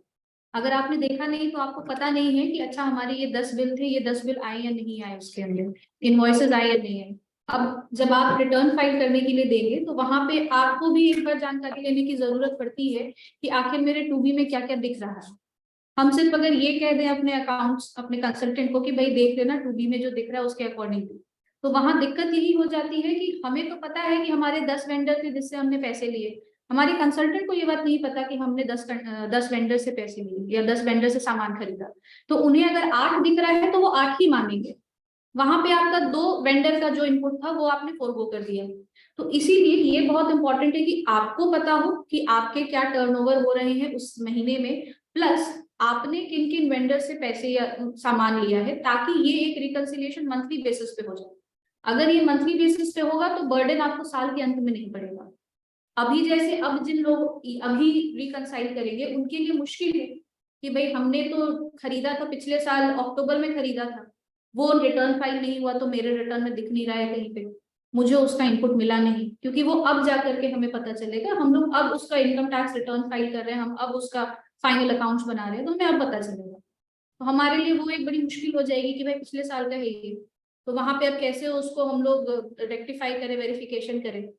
इसीलिए ये बहुत जरूरी है कि आप उसको रेगुलर बेसिस पे, मैं ये नहीं कह रही कि आप हर दिन कराएं, लेकिन कम से कम मंथली बेसिस पे अगर हमारा GST है, अगर हम रजिस्टर्ड है अंडर GST, तो ये तो हमें करना चाहिए मंथली प्रैक्टिस की end of the day, end of the month, जब हम अपना डिटेल भेज रहे हैं कंसल्टेंट को या जब हम खुद से रिटर्न फाइल कर रहे हैं, उस समय हम ये एक रिकंसिलिएशन जरूर कर ले कि हमने एक्चुअली में कितना टर्नओवर कमाया है और हमारा एक्चुअल कितना वेंडर था जिसमें से कितनों ने नहीं फाइल किया है। अभी उनके पास भी समय है फाइल करने का, उन्होंने नहीं किया है। क्योंकि जिस कारण लास्ट में इसमें भी बात कर रहे हैं, इसी कारण पहले जब करें तो कुछ अमाउंट डिफरेंस आता है जी तो वो बाकी हमारा जो डिस्ट्रिक्ट में जो अकाउंट सब वो अलग वैल्यू शो करता है, और जैसे ही अमाउंट खाली करते हैं तो अमाउंट कुछ डिफरेंस आता है।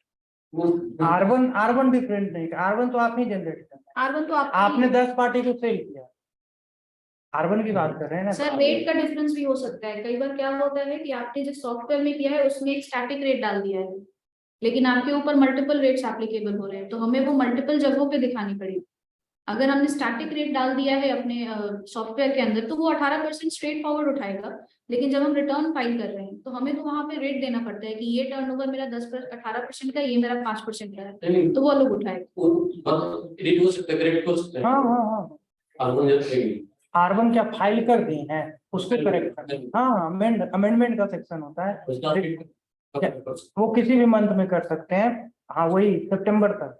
अगर पिछले फाइनेंशियल ईयर का है तो सितंबर तक आप अगले साल सितंबर तक। गलती पहले अमेंडमेंट का नहीं था, इधर नहीं 6 महीना पहले से ये फैसिलिटी गवर्नमेंट दी है कि अगर गलती हो गई, मतलब ये समझ लीजिए कि गवर्नमेंट समझ रही थी कि सारे कंसल्टेंट भगवान हैं, एक बार फाइल कर दिए मतलब सही फाइल किए होंगे।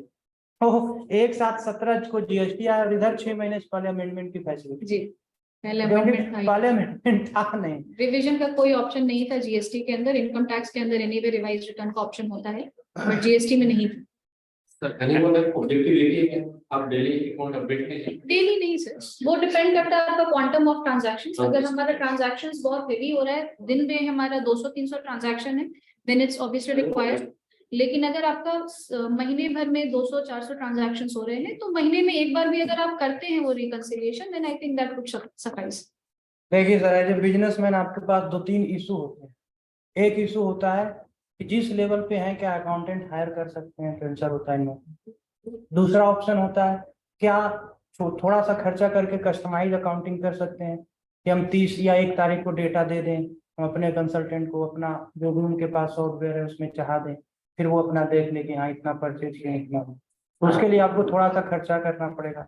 अगर ये भी आप नहीं करना चाहते हैं तो उस केस में कम से कम ड्यूरिंग द मंथ जितना परचेज किए उसको प्रॉपर एक्सेल शीट में मेंशन कीजिए। जिनको रिटर्न फाइल करने दे रहे हैं उनको बोलिए कि देखिए इतना परचेज किए जीएसटी वाला, एक बार मैच कर लीजिएगा कि दिख रहा है कि नहीं दिख रहा है।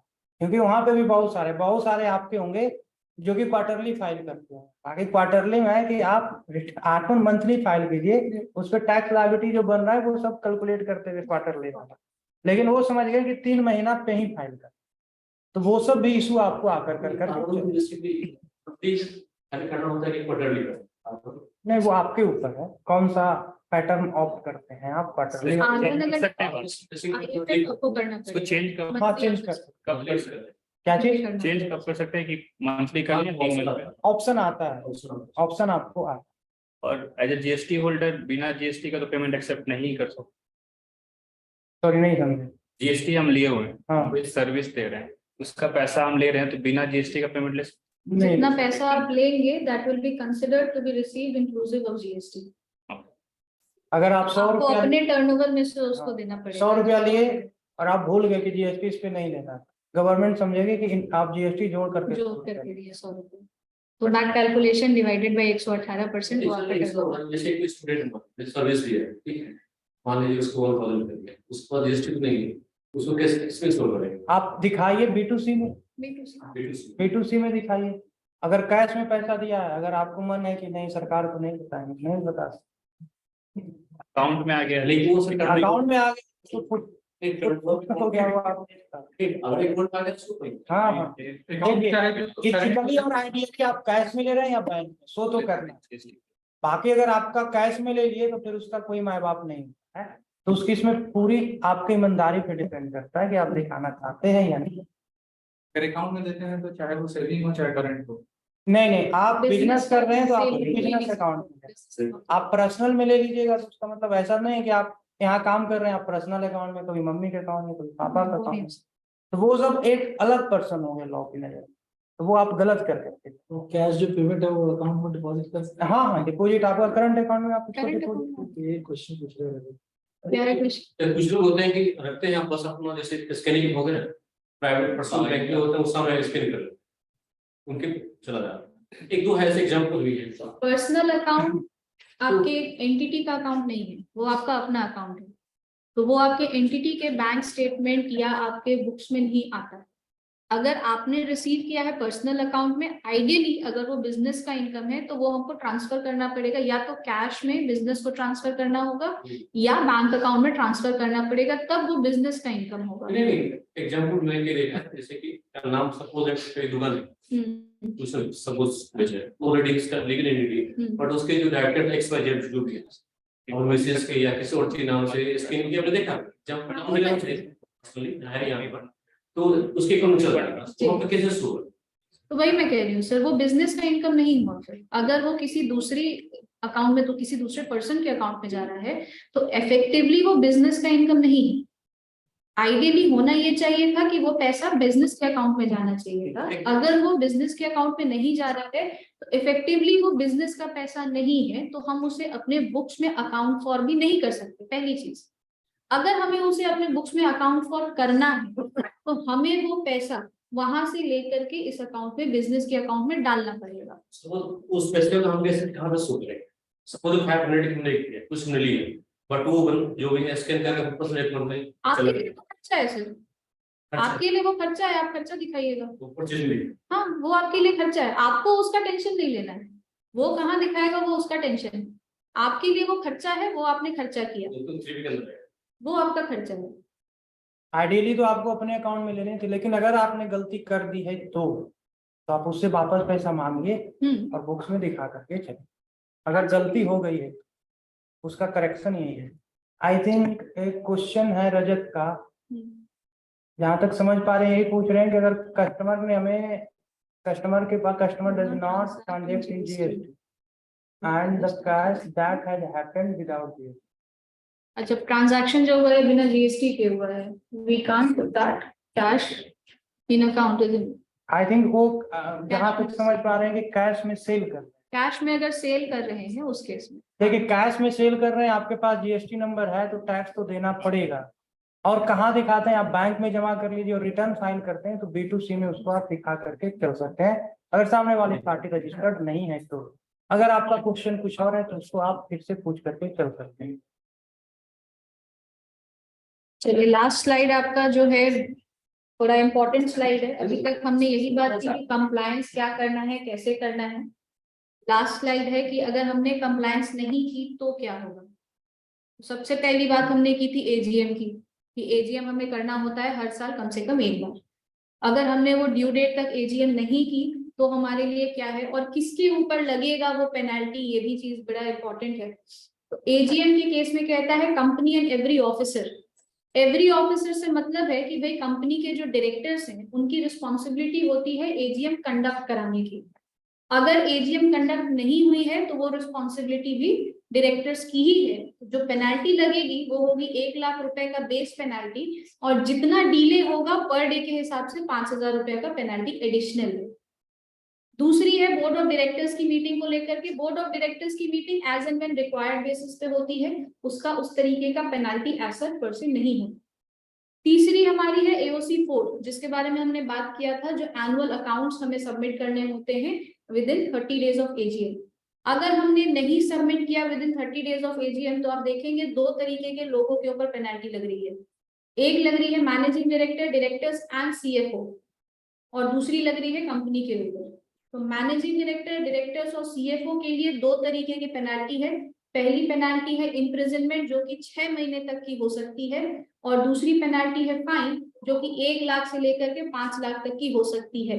कहने का मतलब हमने साल भर में जो फाइनेंशियल ट्रांजैक्शंस किए, उन फाइनेंशियल ट्रांजैक्शन का अगर ब्यौरा हमने नहीं दिया है सरकार को, तो वो इस तरीके के स्टेप्स ले सकती है। और कंपनी के ऊपर 1,000 रुपए पर डे के हिसाब से पेनल्टी लगती है। मैक्सिमम अप टू आईना 10 लाख से वो 10 ले रही है। दूसरा हमारा MGT 7A और 7, 60 डेज ऑफ एजीएम, 60 दिन के अंदर हमें करना होता है, सबमिट करना होता है।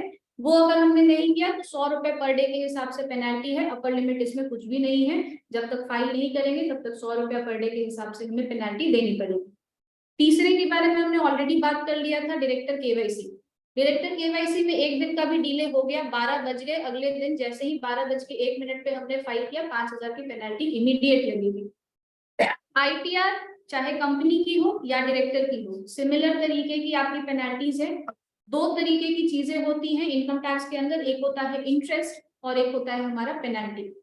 अगर हमारा पेमेंट था, कुछ टैक्स लायबिलिटी बनी थी और वो हमने पे नहीं किया है, एडवांस टैक्स हमें पे करना था, वो हमने पे नहीं किया है, तो हमारे ऊपर इंटरेस्ट चार्ज हो जाता है। जो भी टैक्स लायबिलिटी मेरी बनी उस अमाउंट के ऊपर 3 सेक्शन है, 234A, B और C। और रिटर्न अगर हमने टाइम पर फाइल नहीं किया है तो स्ट्रेट फॉरवर्ड पेनल्टी लगती है 5,000 या 1,000 रुपए की, डिपेंडिंग ऑन दी इनकम। जो हमारा इनकम है उसके हिसाब से 5,000 या 1,000 की पेनल्टी लग सकती है, और ये दोनों ही के ऊपर एप्लीकेबल है, चाहे हमारी कंपनी है, चाहे हम डायरेक्टर्स, शेयर होल्डर्स, इंडिविजुअल कुछ भी हो। टीडीएस के ऊपर हमने बात की, हमने कहा कि भाई टीडीएस को लेकर के एज अ डिडक्टी, मतलब अगर हमारा टीडीएस डिडक्ट हुआ है तो आइडियली हमारे ऊपर लायबिलिटी नहीं होती है, लेकिन अगर एक मिसमैच आता है मेरे टर्नओवर में, मेरे इनकम में और मेरे टीडीएस डिडक्टेड में, जो टीडीएस हमारा दिख रहा है हमारे अकाउंट पे, अगर उसमें मिसमैच आता है तो एक पॉसिबिलिटी बन सकती है ऑफ अनएक्सप्लेन्ड इनकम, और उस अनएक्सप्लेन्ड इनकम के ऊपर हमने बात की 77.5% तक का टैक्स लायबिलिटी पेनल्टी लग सकता है। आखिरी आता है ऑडिट अंडर सेक्शन 44A। अगर हमारे ऊपर ऑडिट एप्लीकेबल था और हमने ड्यू डेट के अंदर ऑडिट करा करके रिपोर्ट जमा नहीं किया है विद द इनकम टैक्स, उस केस में या तो 0.5% ऑफ द टर्नओवर और ₹1,50,000 विच एवर इज लेस, वो अमाउंट हमारा टैक्स का, वो हमारा पेनल्टी बन सकता है अगर ऑडिट एप्लीकेबल थी और हमने रिपोर्ट जमा नहीं की है तो ये मेजर पेनल्टीज है हमारे इनकम टैक्स और कंपनीज एक्ट के अंदर। जीएसटी के अंदर सर ने इम्प्लीकेशन बता ही दिया कि क्या क्या तरीके से इम्प्लीकेशन हो सकता है। तो मेजर यही सारे हमारे एनुअल कंप्लायंसेस हैं जो हमारे ऊपर एप्लीकेबल होंगे। अगर इन्हीं का कोई सवाल है, कुछ जानना चाहते हैं तो पूछ सकते हैं। मैम एज अ स्टार्टअप हम लोग को कुछ बेनिफिट नहीं मिलता है इन टर्म्स ऑफ जीएसटी? तो जीएसटी में किसी तरीके का बेनिफिट नहीं है for the startups, income tax के अंदर है, but then again you have to be registered under the startup India policy, then only we can claim for certain exemptions with regards to income tax. GST में किसी तरीके का कोई exemptions नहीं है।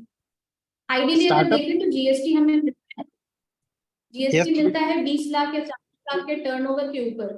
तो जब 20 लाख और 40 लाख की टर्नओवर हमारी हो जाती है तो सरकार को लगता है कि हम अब जीएसटी के अंदर किसी तरीके का अदर एग्जेम्पशन लेने के लिए एलिजिबल नहीं रहेंगे, तो इसीलिए किसी तरीके का एग्जेम्पशन जीएसटी के अंदर नहीं, इनकम टैक्स के अंदर anyway we have certain exemptions. Okay ma'am, तो इनकम टैक्स में तो वही है ना, 3 कंसेक्यूटिव ईयर में हम लोग वो क्लेम कर सकते हैं, दैट्स इट ना? Out of any 10 years, out of any 10 years, एक तो ये बेनिफिट है। दूसरा बेनिफिट, 2-3 तरीके के बेनिफिट अलग अलग सेक्शंस के अंदर में मिलते हैं सर। एक तो ये है कि आप इनकम टैक्स के अंदर 3 साल का टैक्स हॉलिडे पीरियड होता है। दूसरे तरीके के भी एग्जेम्पशंस हैं कैपिटल गेन्स के अंदर में, अगर आप किसी को शेयर ट्रांसफर कर रहे हैं और उस पर कैपिटल गेन है, या कोई अगर इन्वेस्ट करता है in the shares of a startup, उसके अंदर में कुछ ट्रांजैक्शंस या कुछ एग्जेम्पशंस होते हैं।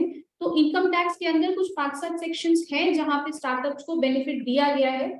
कंपनीज एक्ट के अंदर में भी कुछ सेक्शंस है जहां पर कि कुछ बेनिफिट्स दिए गए हैं स्टार्टअप्स को और स्मॉल एंटिटीज को, बट जीएसटी के अंदर कुछ भी नहीं है सर, एज ऑफ नाउ कुछ भी नहीं है।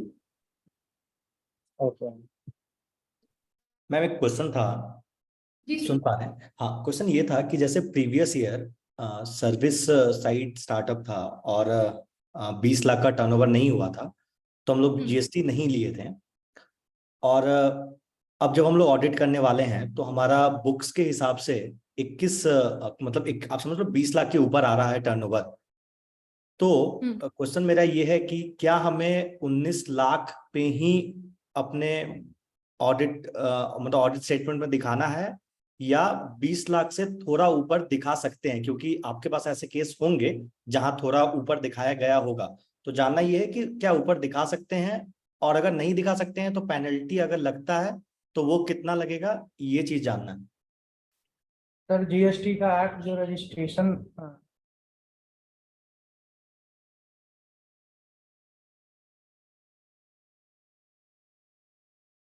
जीएसटी का जो रजिस्ट्रेशन वाला एक्ट है वो ये बोलता है कि अगर आपका turnover 20 lakh threshold limit, मतलब एट द केस में भी जैसे आपका सर्विस वाला केस है तो 20 लाख से एक्सीड ऐसा ही किया तो उसके 30 दिन के अंदर अंदर आप रजिस्ट्रेशन करवा, तो 30 दिन का आपको टाइम लिमिट देकर करके चलती है। अगर आपने नहीं करवाया तो तब तो आपने गलती कर दी। अगर आप टर्नओवर में दिखाते हैं कि 21 लाख रुपए हम दिखा दें तो पहले तो आप ऑडिट वगैरह में फॉल करते नहीं, लेकिन अगर आप कंपनी है तब तो ऑडिट होकर करके चलेगी, तो उसमें आपके ऑडिटर ये लिख देंगे कि जीएसटी की कंप्लायंसेस फुलफिल नहीं होकर करके चले। तो अगर कल होकर करके जीएसटी डिपार्टमेंट को पता लग जाता है तो आपको नोटिस भेज सकती है कि आप पे जीएसटी का रजिस्ट्रेशन एप्लीकेबल था लेकिन आपने क्यों नहीं लिया। तब इसका उपाय क्या है? इसका उपाय अभी यही है कि अगर अभी भी आपने नहीं ले रखा है तो ले लीजिए, या फिर जिस समय से आपने ले रखा है उसके बाद 2-3 महीने के बाद, मतलब विद इन 30 डेज आपने नहीं लिया, कुछ दिन के बाद लेकर करके चले हैं, तो आइडियली अगर आप जीएसटी से भी बचना चाहते हैं तो 20 लाख तक का ही टर्नओवर दिखाएं और कुछ उसके इनकम को आप ऐसे दिखा दें कि वो नेक्स्ट पीरियड का था, एडवांस में हमने रिसीव कर लिया, फिर उसको आप एज एडवांस को नेक्स्ट ईयर में बुक कर लीजिए और फिर आप अपना रजिस्ट्रेशन ले ही रखे हैं, फिर आप अपना उसमें दिखा कर करके चले। इसका रेमेडी यही है। ओके, तो मतलब अभी जो हम ऑडिट करवाएंगे तो उसमें हाँ 20 जी। नहीं करवाएंगे या करवा सकते हैं? सर आइडियली ऑडिट जब होगी तो जितने टर्नओवर है उतना ही टर्नओवर दिखना चाहिए, शुड बी, वो शुड बी वाली बात है, क्योंकि अगर हमारा बुक्स ऑफ अकाउंट हमारे ऑडिट या फाइनेंशियल स्टेटमेंट से मैच नहीं करता है तो there is huge penalties under companies act. Companies act के अंदर उसमें पेनल्टी है, तो it should be ideally reported at the income which is provided in the books of account. But again जो अब गलती हो चुकी है तो या तो हम अब उस गलती को सुधारने के लिए जीएसटी के अंदर रजिस्ट्रेशन करें और बैक डेट से जो हमें पेमेंट लायबिलिटी है वो हम करें, या फिर there are other ways to do it that we can discuss offline. अगर ऑफलाइन मतलब ये ट्रांजैक्शन हो रहा है तो फिर भी तो वहाँ मतलब कुछ पार्ट को छुपाया जा सकता है। So again, this is something which I can discuss offline. ये अभी फिलहाल अपना ये we'll do the planning of the turnover and transactions later on. Okay, You can show in advance, वो भी एक राइट सॉल्यूशन। एडवांस देखिए, बुक्स ऑफ अकाउंट जब हम मेंटेन करते हैं तो वो रियल टाइम बेसिस पे मेंटेन करते हैं। एडजस्टमेंट जो हो रही है वो फिर अब हम गलती हो गई है, अब हम उसको सॉर्ट ऑफ अगर कहें तो छुपाने वाली बात है। अल्टीमेटली कल को अगर किसी तरीके का ड्यू डिलिजेंस या बुक्स ऑफ अकाउंट हमारा वेरीफाई होता है उसमें हमें ये चीज को सब्सटैंशिएट करना पड़ेगा। If we are going by the books हमें कहीं कोई दिक्कत नहीं होती है। अगर हम उसको डाइवर्ट कर रहे हैं तो हमारे पास पेपर वर्क इतना स्ट्रांग होना चाहिए that I can substantiate that part. हाँ जी, ठीक है। We have any other questions we can take that else we'll close the discussion. Invoice बनाते हैं उसमें कभी कभी नंबर ऊपर नीचे हो जाता है, जैसे एक पेमेंट कर दिए, नेक्स्ट पेमेंट नहीं आया तो 3 महीना बाद आया तो ऊपर नीचे करते उससे कोई दिक्कत? नहीं, आपका जो इनवॉइस स्पेसिफिकली जीएसटी में होनी चाहिए, हाँ, वो आपकी इनवॉइस यूनिक होनी चाहिए। हाँ, अमेंड कर सकते हैं तो उस केस में इस इनवॉइस को अमेंड कर दीजिए, लेकिन नंबर यूनिक होना, ऐसा नहीं एक नंबर फिर एक नंबर बना दीजिए। मल्टीपल नेम्स, हर बार अलग नंबर हाँ, यूनिक मतलब ऐसा नहीं असेंडिंग डिसेंडिंग और वैसा कुछ, मतलब 1 2 तो 3 चल रहा है। एक ही 2-3 फॉलो कीजिए। कोशिश कीजिए कि यूनिक या सीक्वेंस में रहे, क्योंकि अगर बहुत ज्यादा ऊपर नीचे रहेगा तो कई बार वो इट कैन शो कि आपका कहीं ना कहीं ऊपर नीचे हो रहा है, तो टर्नओवर जो हम दिखा रहे हैं that might not be the correct turnover. वो हो सकता है कि पिछली बार नहीं दिखाया था इस बार दिखा रहे हैं, इस तरीके का वो केसेस हो सकता है। जीएसटी में भी ये चीज सर इंपॉर्टेंट होती है, correct me if I am wrong sir, जिस दिन आपने उस टर्नओवर को अपने बुक्स में दिखाया उससे कुछ दिन के अंदर ही आपको वो शो करना होता है। इट इज क्रेडिट और receipt basis which ever is earlier. तो अगर आपने उसको नहीं दिखाया है और आप रिसीव कर चुके हैं उसको, अगेन आपने उतने दिन का जीएसटी उसको डीले दिया, जैसे कि कुछ पेमेंट आया हम लोग का एडवांस आया 50%, कुछ बाद में आया, हाँ, तो उस समय हम लोग कोशिश करते हैं कि जो लास्ट फुल पेमेंट आया उस समय जीएसटी फाइल करें। लेकिन वो आइडियली ये गलत है। जैसे 50% का इनवॉइस आप रेज कर दीजिए, 50% जब आए तब रेज कर हाँ। दीजिए। जितना पेमेंट आया उतना ही। हाँ, 20,000 का आपने काम ठेका पे लिया, 10,000 का काम या एडवांस दे दिया, आप उसी समय बिल रेज कर, 10,000 2 महीना के बाद दिया, उस समय रेज कर दीजिए। क्योंकि ऐसा थोड़ी है कि बिल 20,000 का आपको उतने अंदर करना है। अगर मैंने रिसीव कर लिया है और मैंने उसका जीएसटी के अंदर में नहीं दिखाया, मेरा जीएसटी लायबिलिटी उसी दिन पड़ गया जिस दिन मेरे पास वो पैसा आया रिसीट बेसिस पे। अगर मैंने बिल पहले कर दिया तो मेरे बिल बेसिस पे आएगा, अगर मुझे रिसीव पहले हो गया है तो रिसीव बेसिस पे आएगा वो, विच एवर इज अर्लियर वाला केस है। अगर मैंने उसको रिसीव कर लिया है और मैंने उसका रिक्वायर्ड जीएसटी नहीं पे किया है गवर्नमेंट को, तो मेरे ऊपर इंटरेस्ट की लायबिलिटी आ सकती है। आइडियल सिचुएशन यही है। पेमेंट नेक्स्ट मंथ में भी दिखा सकते हैं। हाँ, नेक्स्ट मंथ में अगर मैंने उसको पेमेंट, वही है कि अगर मैंने जुलाई में पेमेंट रिसीव कर लिया है तो मेरे अगस्त वाले रिटर्न में वो दिखना चाहिए। सितंबर में दिखाए हैं तो इफेक्टिवली उस पर इंटरेस्ट लगना चाहिए था। एक मिनट, अगर हम नहीं दिखा रहे, नहीं दे रहे हैं उसके अंदर, तो हम यही दिखाए कि मेरा इनवॉइस जो है वो ही मेरा अगस्त के डेट पे आया है and I did not receive any for that. दिखा दें।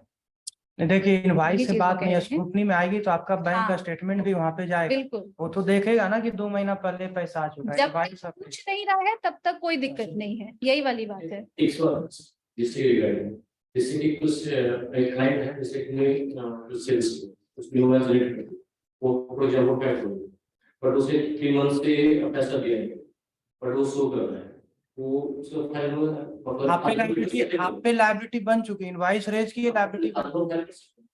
R1 तो आपको करना ही चाहिए उस इनवॉइस का, क्योंकि आपने रेस कर दिया है। आपको पैसा नहीं रिसीव हुआ है, वही मैं बात कह रही हूँ सर। आपने जिस दिन अपने बुक्स में उसको रिकॉर्ड कर लिया या जिस दिन आपने पेमेंट रिसीव कर लिया, इन दोनों में से जो पहले होगा जीएसटी लायबिलिटी उस डेट से एप्लीकेबल होगी। अगर मैंने इनवॉइस रेस कर लिया, प्रोडक्ट है सर्विसेज बट उस बंदे ने वो 3000 दिया, एक बात करेगी, ठीक है, हाँ, बट एक अकाउंट में 3000 दिया और अगले 3-4 लोग पैसे दिए, इनवाइस कितना का 10,000 का रेज कर दिए, पूरा लायबिलिटी 10,000 10,000 की। बिल्कुल। हाँ, वैसे उससे का भी उपाय है, pro forma invoice follow. Proforma invoice दीजिए उनको, एडवांस जब पैसा देते दे हैं तब तो आप उसको proforma tax final invoice, tax invoice बाद में दीजिए। पहले प्रोफॉर्मा इनवॉइस दे दीजिए, उसमें जो एडवांस दिया है वो मेंशन हो जाएगा, बाकी उसको फाइनल इनवॉइस। बहुत सारी चीजें परेशानी बताइएगा, उपाय है। प्रैक्टिकलिटी थोड़ी सी अलग होती है सर, इसके लॉ से थोड़ी सी प्रैक्टिकलिटी वो आ जाती है डिपेंडिंग अपॉन द सिचुएशन। इस रिलेटिव जिससे रजिस्टर करते हैं, ऐसे थोड़ा प्राइवेट लिमिटेड है, बस ठीक है, क्वेश्चन की दूसरी है, तो आजकल के रजिस्टर होने के बाद इस्तेमाल आ जाता है इसका शेयर में, तो क्या एग्रीमेंट के लिए कि फैक्टर का जो स्टॉक देकर होता है उस पे एग्रीमेंट करना होता है क्या, इसका कुछ किस चीज का सर, सॉरी? एलएलपी रिगार्डिंग बात है। हाँ एलएलपी रजिस्टर हुआ, ठीक है। नंबर भी आ गया, एमसी प्रोसेस हो भी कर रहा है, 2-3 महीने हो भी गए मान लीजिए, बट वो जैसे पार्टनरशिप एग्रीमेंट होता है शेयरिंग होगा, तो उसमें क्या 5000 का जो है नोटिफिकेशन करवाना होता है। बिल्कुल सर, और आपको वो सबमिट करना होता है, आरओसी को वो सबमिट भी करना होगा। एक बार आपका एलएलपी इनकॉर्पोरेट हो गया, उसके बाद जो आपका एलएलपी एग्रीमेंट बनेगा, वो एलएलपी एग्रीमेंट हमें आरओसी को सबमिट करना होता है, and that needs to be done within 30 days. तो मे बी आप थोड़े लेट हैं, उसमें पेनल्टी लगेगी, थोड़ी पेनल्टी उसमें लग जाएगी सर। हम ये लिमिटेड लायबिलिटी पार्टनरशिप, लेकिन जो भी अग्रीमेंट बनेगा वो अग्रीमेंट आपको सबमिट करना होगा। फॉर्म 3 होता है, फॉर्म 3 के अंदर आपको अपना एलएलपी अग्रीमेंट सबमिट करना होता है आरओसी को। इसमें सारे पार्टनर्स का सिग्नेचर होगा, जो भी पार्टनर्स है, और एलएलपी के हिसाब से। ये बाद में इसलिए बनता है क्योंकि जब तक एलएलपी नहीं बनेगी तब तक एलएलपी के साथ हम कॉन्ट्रैक्ट नहीं कर सकते। अब एलएलपी बन गई है तो एलएलपी का contract with the partners, among the partners हो रहा है, तो वो अग्रीमेंट हमको सबमिट करना पड़ता है once the LLP is incorporated. वो सबमिट करना होगा सर, फॉर्म 3 लगेगा उसमें।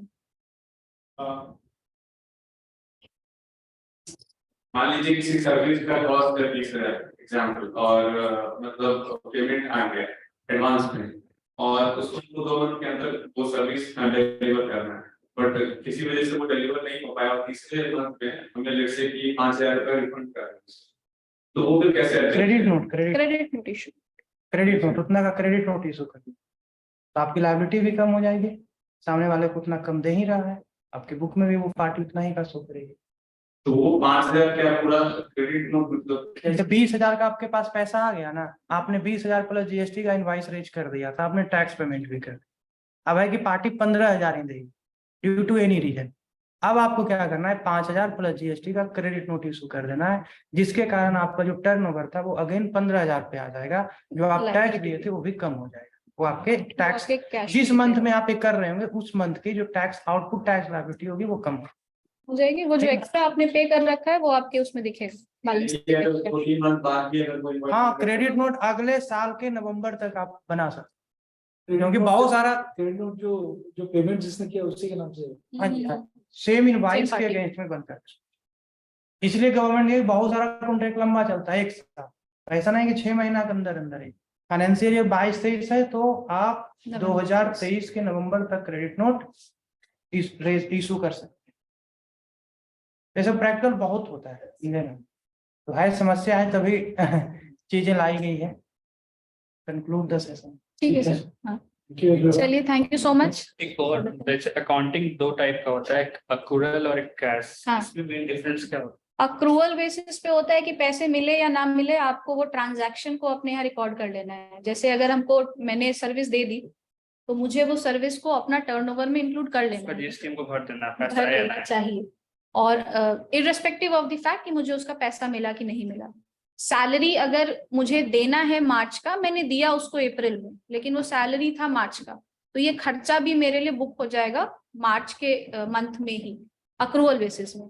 कैश बेसिस में कि जब हम पेमेंट करेंगे तब हम रिकॉर्ड करेंगे।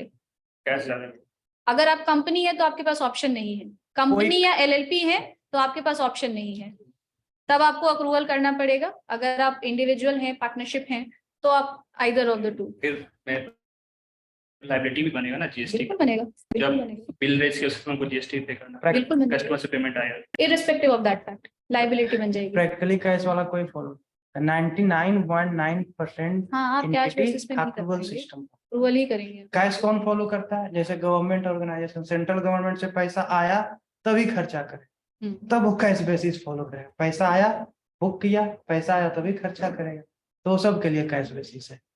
Normal profit oriented voice organisation उतना ही रेज करो जितना आया, बस अक्रूवल। परफॉर्मा फॉलो कीजिए ना वो सबके लिए। हाँ। आपको लगता है कम ज्यादा है, सबके लिए हो। देखिए, एक चीज होती है दिखाने की चीज, एक होती है एक्चुअलिटी। तो अब रूल हमको बोलता है कि जैसे ही if I am a company, जैसे ही वो ट्रांजैक्शन हो गया तो वो मेरे बुक्स में दिख जाना चाहिए, क्योंकि उसको इस बात से कोई फर्क नहीं पड़ता कि आपको कैश मिला या नहीं मिला। कंपनीज एक्ट बोलती है कि आपको उसको ऑन अप्रूवल बेसिस रिकॉर्ड कर लेना है। अब वो हमारे लिए लायबिलिटी क्रिएट कर रहा है, ये हमारा प्रॉब्लम है, ये उसका प्रॉब्लम है नहीं। तो हमें उसे किस तरीके से मैनेज करना है, दैट अगेन इज समथिंग जो कि थोड़ा सा will require certain other methods. और अगर कंपनी चल रही है, हमने बीच में जीएसटी लिया, तो लायबिलिटी उसके बाद का आता है या उससे पहले का भी आता है? जिस दिन बात लिया उस पहले वाला ट्रांजैक्शन पे नहीं देने का जरूरत है, क्योंकि हमने लिया नहीं ना, हमने सामने वाले से लिया नहीं, तो हम पे कहाँ से करेंगे। ठीक है, थैंक यू सो मच।